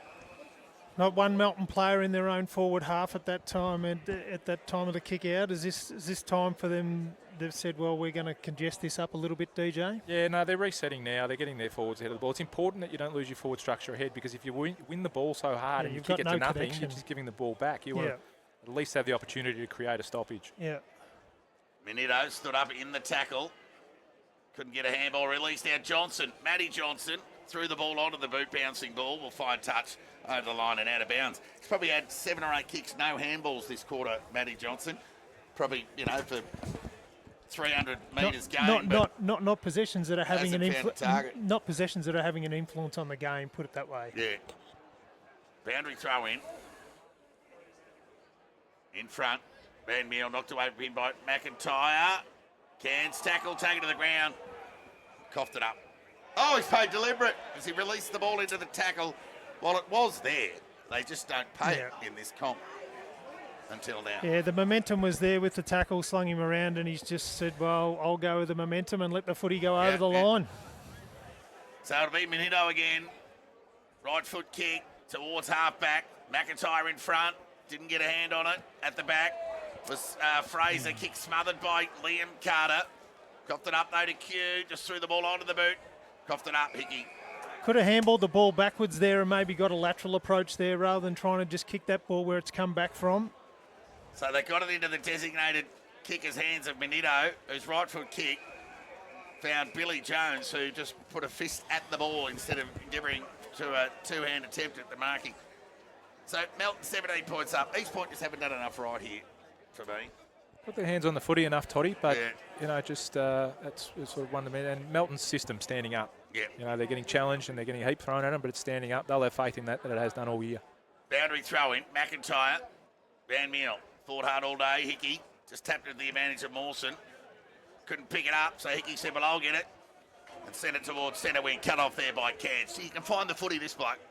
Right foot kick inside 50. Johnson in front. Knocked away from him there by Riley Walker. Now can East Point get on the end of this? Can he gathered? Quick hands. Got it to Dodd. Sent the ball forward. And a pulse. A pulse for East Point as we move into time on final term. We've got an 11-point ball game. It's more than a pulse, Toddy. They are doing all the attacking at the moment, and there is plenty of time left in this game. There's a great snap there on the left foot from young Dodd. Kick truly. 7-13 East Point, 55. Trail Melton, 10-6-66, 21 minutes gone. We'd probably guess there was be 9 or 10 minutes left. I mean, it's been a low-scoring term, but littered with stoppage. Any further changes you'd consider at this stage, Dan? Oh, it's just really important that Melton don't go too defensive. There's so much time left in the game, and they need to continue to attack, all right, because the best way for them to be able to win this game is to kick another goal or two. Yep. So Q, off the back of that handball give from Johnson, sent the ball into attack. Brown went the spoil, suit up, knocked it forward. East Point wanting a deliberate. So Jacob Brown's gone forward by the looks. 11-point ball game. Stick with us by the Red Onion Media Group and the BFNL Match Centre, bringing you all the pictures. And Jordan Grant, McMillan, Todd Whelan with you. Throw in. Time on final term. Van Meel won the tap. Dangerous one. Scoble was there. Behind the footy, sent the ball back towards half-back. Liam Carter been terrific. Quick hands, got it over towards Kite. Dumped as he kicked down the ground. Oh. A little handy for Melton, that one. Indeed. They can take a breath and get a territory gain. It'll be Heaney onto the left boot. Can just lower the eyes. Went short. Found Liam Carter. Gee, I can't believe he's got the medal around his neck already. And anyway, he'd rather a premiership medal, and that's yet to be confirmed. Right foot kick at the back. Chance here for Slater. Got the spoil. Dodd kicked the last goal. Quick hands. Got it over towards Willems. Right foot kick. Beyond up. Attacking 50. That's a good mark taken there by Taylor. They just need to get the ball in the right hands. Speaking of the right hands, Merritt's got it. He'll get this inside 50. He'll look for an attractive target. Brown is that. Stretch. Couldn't take the mark. Ground ball. Here they go again. The blood. Sue Handley. Quick hands to Scoble. And he goes wide. How wide? Was okay in the end. Matty Johnson with the spoil. Gathered by Taylor again. Right foot kick. Awesome was strong with the overhead. There's just got to be more pressure in that situation from that forward entry, doesn't there? Just the ball just came out far too easy then. There's no body or ball from East Point, more or less uncontested. In the end, it's Mawson brings the ball back. Just off hands over the line for a boundary throw-in. Right in front of the East Point dugout. They trail by 11 points, 23 and a half minutes gone final term. Can they manufacture a goal East Point to raise the heart rates of the big crowd here at City Oval? Can they get a clearance? They've been able to do that. Not necessarily with great effect today. But, they've won the count. East Point have just equalised Melton's number behind the ball. They don't want to give them an extra there. They want to give themselves an opportunity to be able to compete. If they were driving the ball forward, don't give the ball back to Melton. Has this game got another moment left in it? Umpire picked out a free kick here. It's going to go Melton's way. So a couple of frees the Bloods' way. In time on. But just taking a little bit of the pressure off. Right foot kick out wide towards Ryan Carter. Quick hands. Got it off to the racehorse Borg. You don't want to be chasing him at 10 to 5 on a Saturday afternoon. Left foot kick. Over the top. Kite's got it. Now, we've seen Kyle Borg not have much influence on this game at all today. He's been really well held. But what I love there, and I talk about composure inside forward 50, he was within his right to have a shot, maybe a 60-40 opportunity at goal. But what he's done is he's made sure that they're going to kick a goal by kicking it to his captain, Braden Kite, really unselfish, and that's the sort of stuff that wins your grand final. Yeah, great team thing. Great team effort there. So Braden Kite. He doesn't miss this one, Kite. And that's the most important of his 79 goals kicked for the season. He gets his first. And Melton gets some all-important separation on the scoreboard. Time on final term, they lead by 17. And that's what I was talking about, the difference between that last forward entry that East Point had, where the ball hit the deck, Melton got the footy, got the ball out quickly. You know, that forward entry goes there, Borg's there, he's right on it, bang, you know, win the footy, a goal results. Don't underestimate how deflating that is to East Point. Oh, absolutely. That's what I'm highlighting. Yep. But then Melton get their one forward 50 entry for the last 7 or 8 minutes and results in a goal. Yep. Van Meel and McIntyre. Van Meel with another desperate lunge. Won the tap. Good solid contest there between Kenny and McIntyre. Ground level ball. Rodamorona shoveled it out. Did well. Only as far as Kite. He was bowled up there by Matty Johnson. And there'll be a ball up. So I think there's about 4 minutes left in this grand final. He's sending all their numbers forward, but Melton equalising. It's a heavily populated forward 50. There's a 9v9 on there. So Rodamorona's snatch. There was too much weight on the ball. Hickey's had a good game. Right foot kick towards half forward. It'll sit up for Sullivan. He goes on to his non-preferred. Poor kick. Oh, swing and a miss in the air by Slater. Just had a moment of his own. And they'll square away a stoppage here. You're right, Dottie. It was a poor entry from Sullivan. He could have taken some grass and really either accessed his captain out the back or centred the ball up. But you know, unfortunately for them, they get a stoppage, and probably should have been an intercept mark. So a ball up here in Melton's forward 50. They lead by 17 points. 27 minutes gone. Cairns just ushers one of the Kites over the line. And they're good at that forward momentum collapse too, the Kites, to try and push the bait onto the umpires. So a lot of forwards do that. Ball in their forward 50. This is where Melton will just put numbers behind the ball, wanting to keep the ball in there. If it comes out like this, they'll gain possession of it. There it is. And just keep the ball inside their forward half. Sullivan from 50. Got into the goal square. Bouncing ball. They've kept it in here. The Bloods, the ball's still alive. Everybody stopped and watched. Carter gathered. Right across the face. They need a clean possession here. And they got one. Through Dodd. That was well done. Risky kick, though.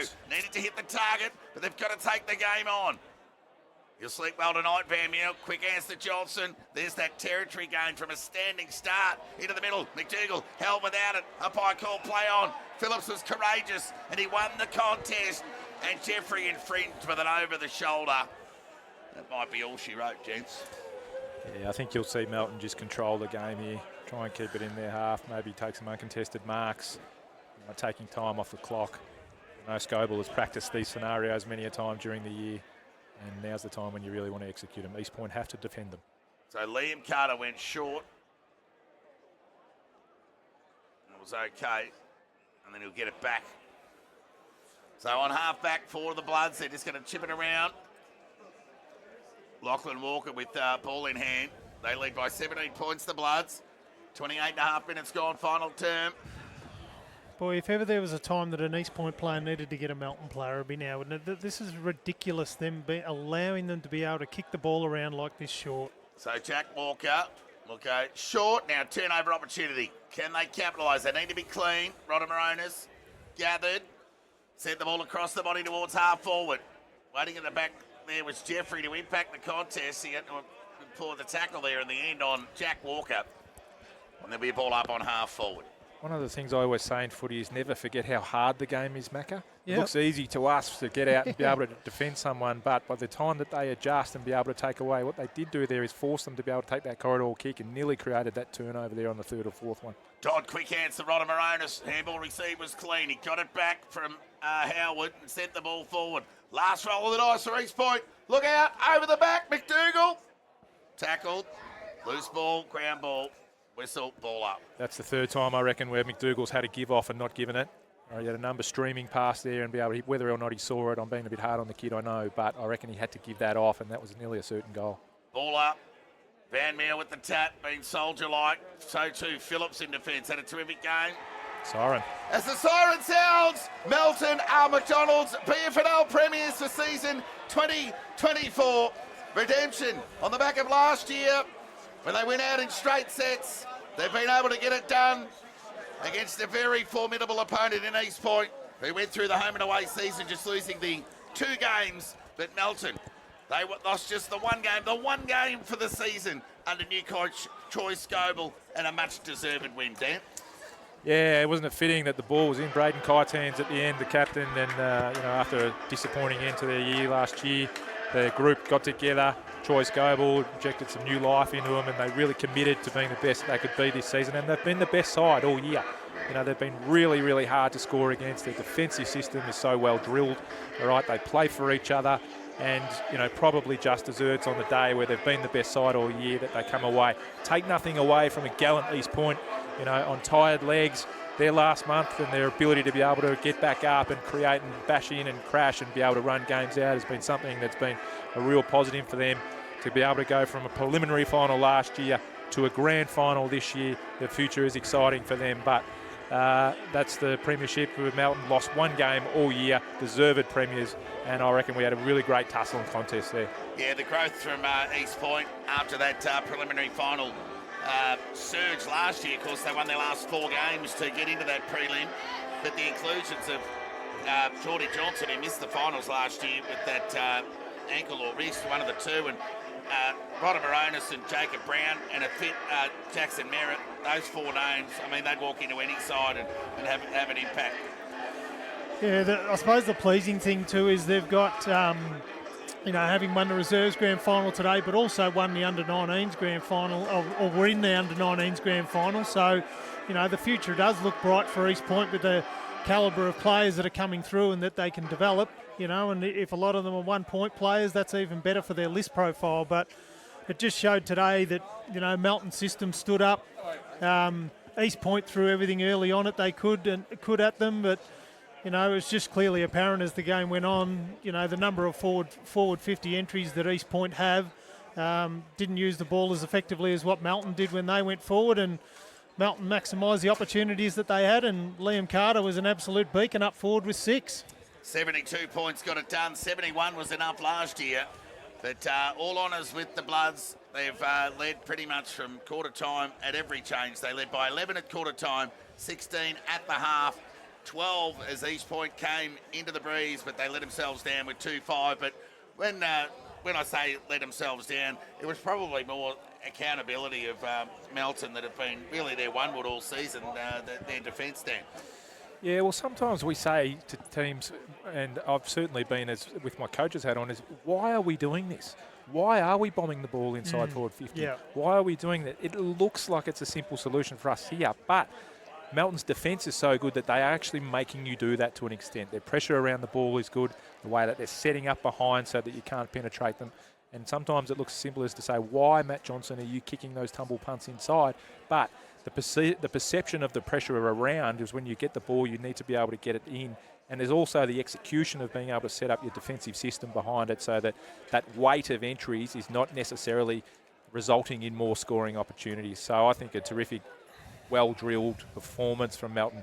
Under heavy pressure particularly. Let's not beat around the bush. I think East Point had much more of the footy in the entries in the second half. Just didn't maximise them. But they were able to stand up and when they went forward, really efficient and being able to hit the scoreboard and just stem a little bit of that momentum. Yeah, and after three-quarter time, it was up to East Point to roll the dice and take some risks. I'm sure they took some that we weren't aware of from our viewing area. I'm sure it would have been a busy coaching fraternity representing the Kangas trying to get them back in, but they tried everything. They kicked 1-3 in that final term, but in a fitting end for the Bloods with Braden Kite kicking the last goal of the game, and 2 goals in that final term, which was enough. Liam Carter was the star when the game needed to be won. He finished with 6. Ryan Carter 2, Jack Walker and Braden Kite 1 apiece, whilst for East Point, Geordie Johnson, Strawn Robinson 2 apiece, and 1 each to Joe Dodd, Bryson McDougall and Jack Jeffrey. So just coming into the game, Melton had kept their opponents to 1 goal or less in 14 of their last 24 quarters against top 6 opposition, and they were able to do that twice again against East Point today. So 2 of the 4 East Point were restricted to 1 goal, whilst Melton went 3, 4, 2 and 2. So it was enough to earn them the chocolates. A most impressive season under new season coach Troy Scoble, and from somebody that was been involved in the BFNL this year and the year previous, whilst they were a good side last year, they were certainly a lot harder to play against this year, Dan. Yeah, they were, and I know that's been on the front line, Toddy. They organise themselves really, really well. They play for each other. They're happy to just play their role. I mean, you alluded to the closeness of their best and fairest count, and they get their just desserts in terms of being sacrificial, in terms of that, and not relying on too much top-end talent, Macca. No, they don't. They've got some very good role players.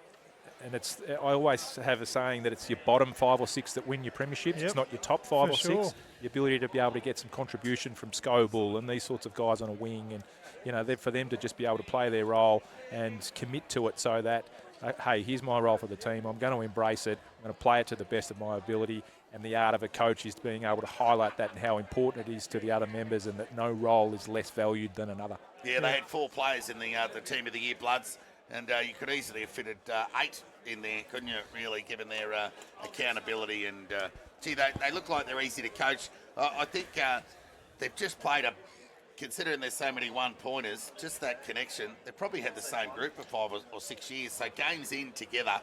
They've had a great core, but at the end of the day, that's the model in modern football. Developing your junior players, providing a good pathway and a good culture for them to transition into senior footy. Yep, if some of them go on and kick onto a higher level, great. But it's just testament to the relationship and the fond memories that those players obviously have playing with some of those players through the age groups, to want to come back and put that group together and see what success they can get at a senior level. And, I said, previously that Melton won the premiership 3 or 4 years ago and had 1 player above 1 point. Yeah, well, they did that again a couple of weeks ago. It was Lockie Watkins was the only one, but 2 flags in 3 years. The Bloods looked like they were missing out there for a bit. I know that there was that interrupted season with COVID and one that wasn't played out at all, but just given that depth of talent, they're one of the few clubs in the comp at local level that can actually do soldier in, soldier out. Of course, no Geordie Cotter today. They seemingly bat deeper than most, and if they do have a couple of injuries, they did play 39 players this year, and it seems to go a bit under the radar, given that depth of quality there. No, absolutely, and you need that. I always say, the importance of your 15th to your 28th player, and that means obviously 22 are only playing during the year, but the ability for those guys to be able to come in and out.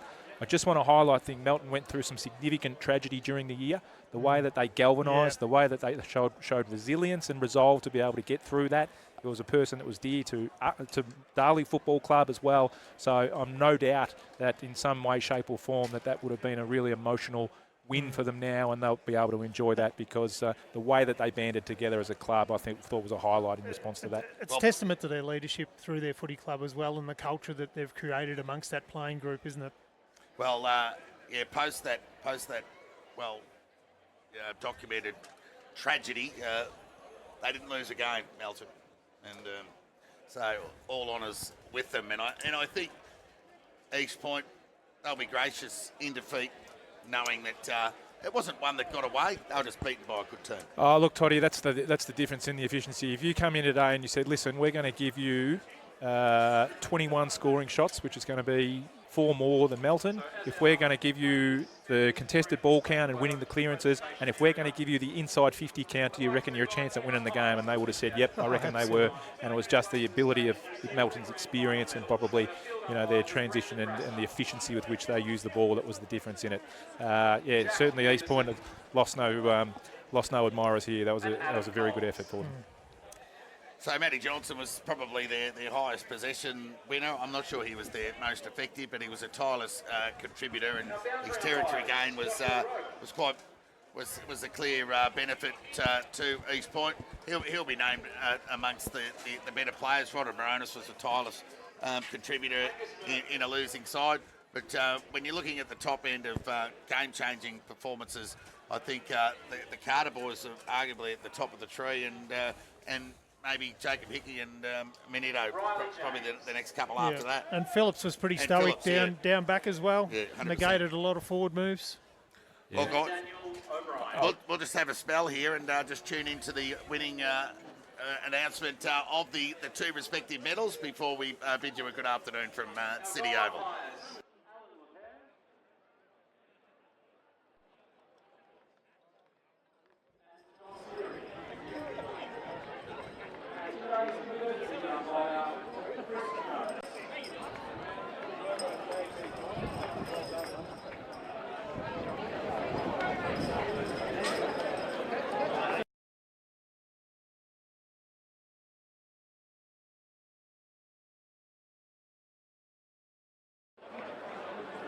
Let's wait for the Melton players to arrive at the presentation area.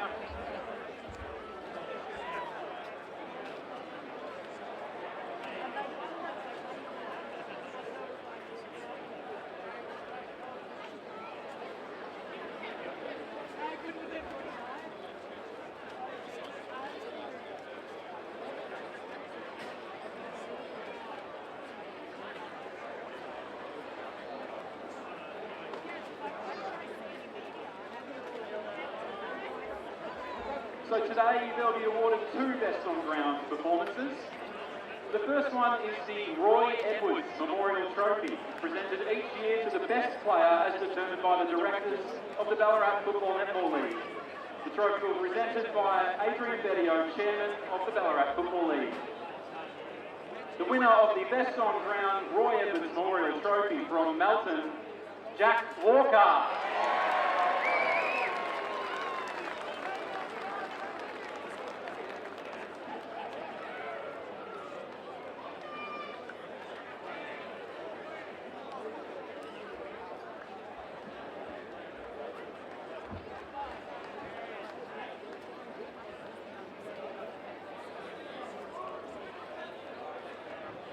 Congratulations, Jack. The second Best on Ground performance today is the AFL Victoria Medal, presented to the best player as determined by the officiating umpires.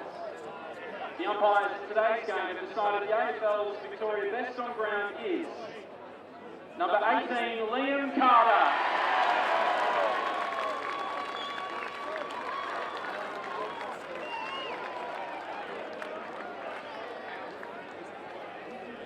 The AFL Victoria Medal is proudly presented by Jason Muldoon from AFL Victoria.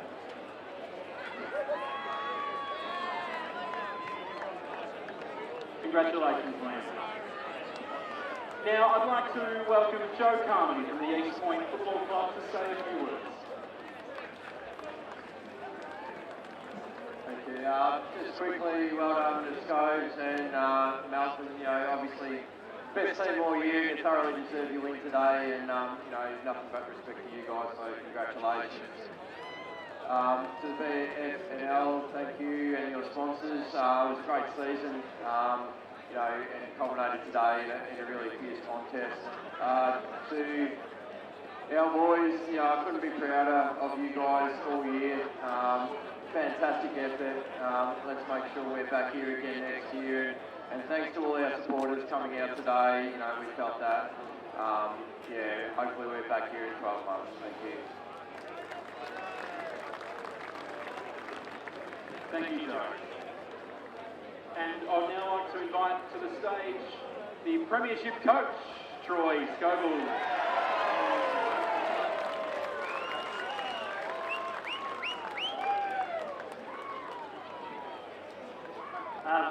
Wow, it's a big crowd.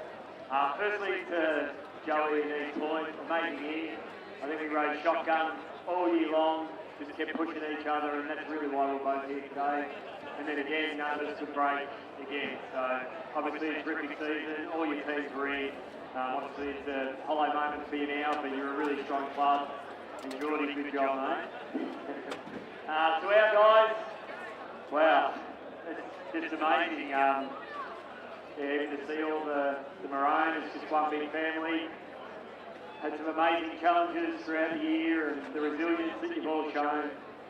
It's been nothing short of really, it's just been an unbelievable year. And you've dug deep, we built an army, the army showed up today, and we had to dig deep again. And I just can't congratulate you enough, you're an amazing group. To our mate, who never left us 12 weeks ago, he brought us a bit of rain today, boys, at 3/4 time. We knew he did, he never left our board. And Bill will be coming to see you soon. Thanks very much, Troy. So now I'd like to invite Chairman of the Ballarat Football League, Adrian Bettio, to start presenting our Premiership medals to the Melton Football Club. Just as a general housekeeping, we do have official photographers and media. If we can please respect this space in front of the stage, and then photos will be taken in front of the Toyotas as well. So,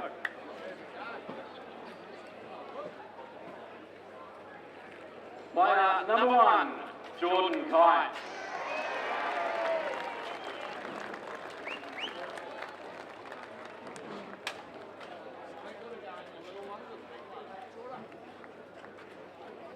Number 2, Max Scoble.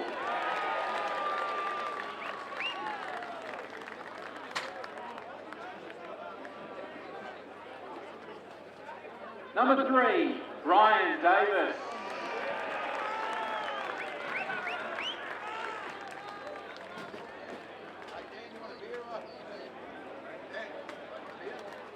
Number 5, Harrison Hanley.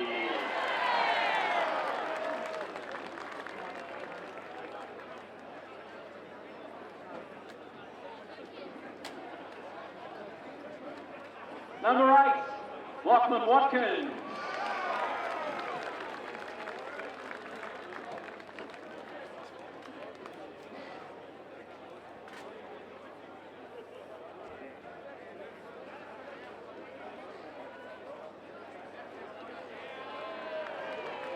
Number 9, Lachlan Phillips.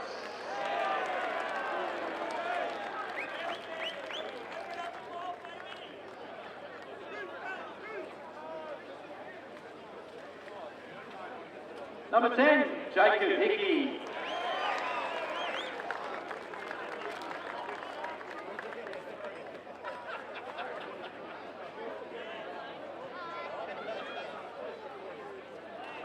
Number 12, Brody Sullivan.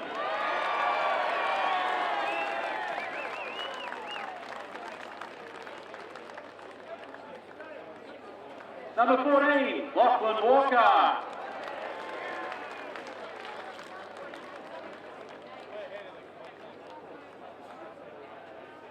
Number 16, Kyle Borg.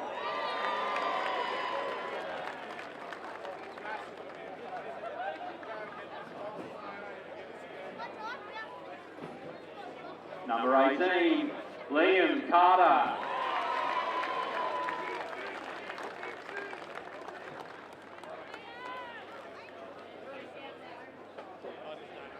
Number 19, Bailey Mawson.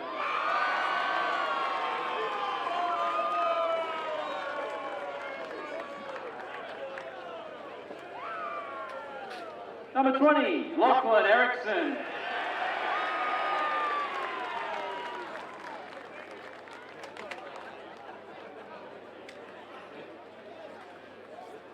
Number 23, Ryan Carter.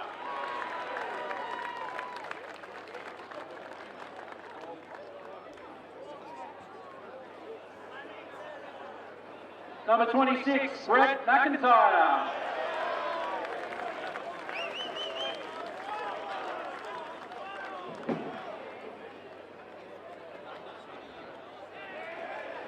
Number 28, Riley Walker.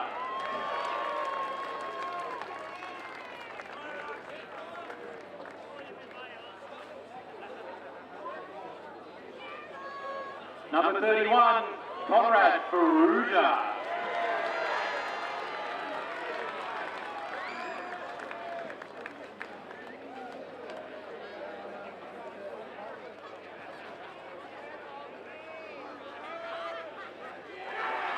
Number 33, Blake Suda.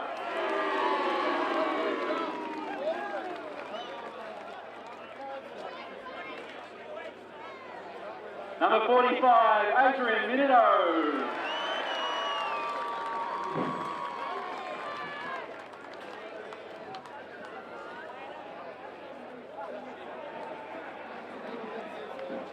Number 46, Luke Heaney.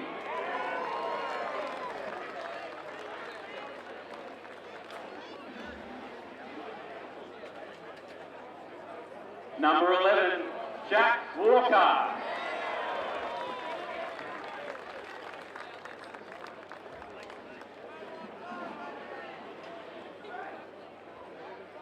And number 7, Braden Kai.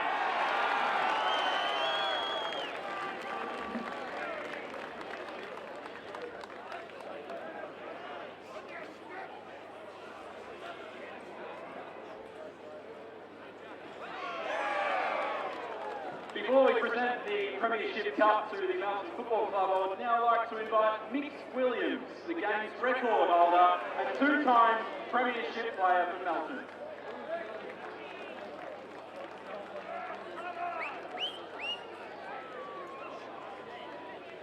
If I could please invite winning coaches and captains up to the stage to receive the Premiership Cup from Mick.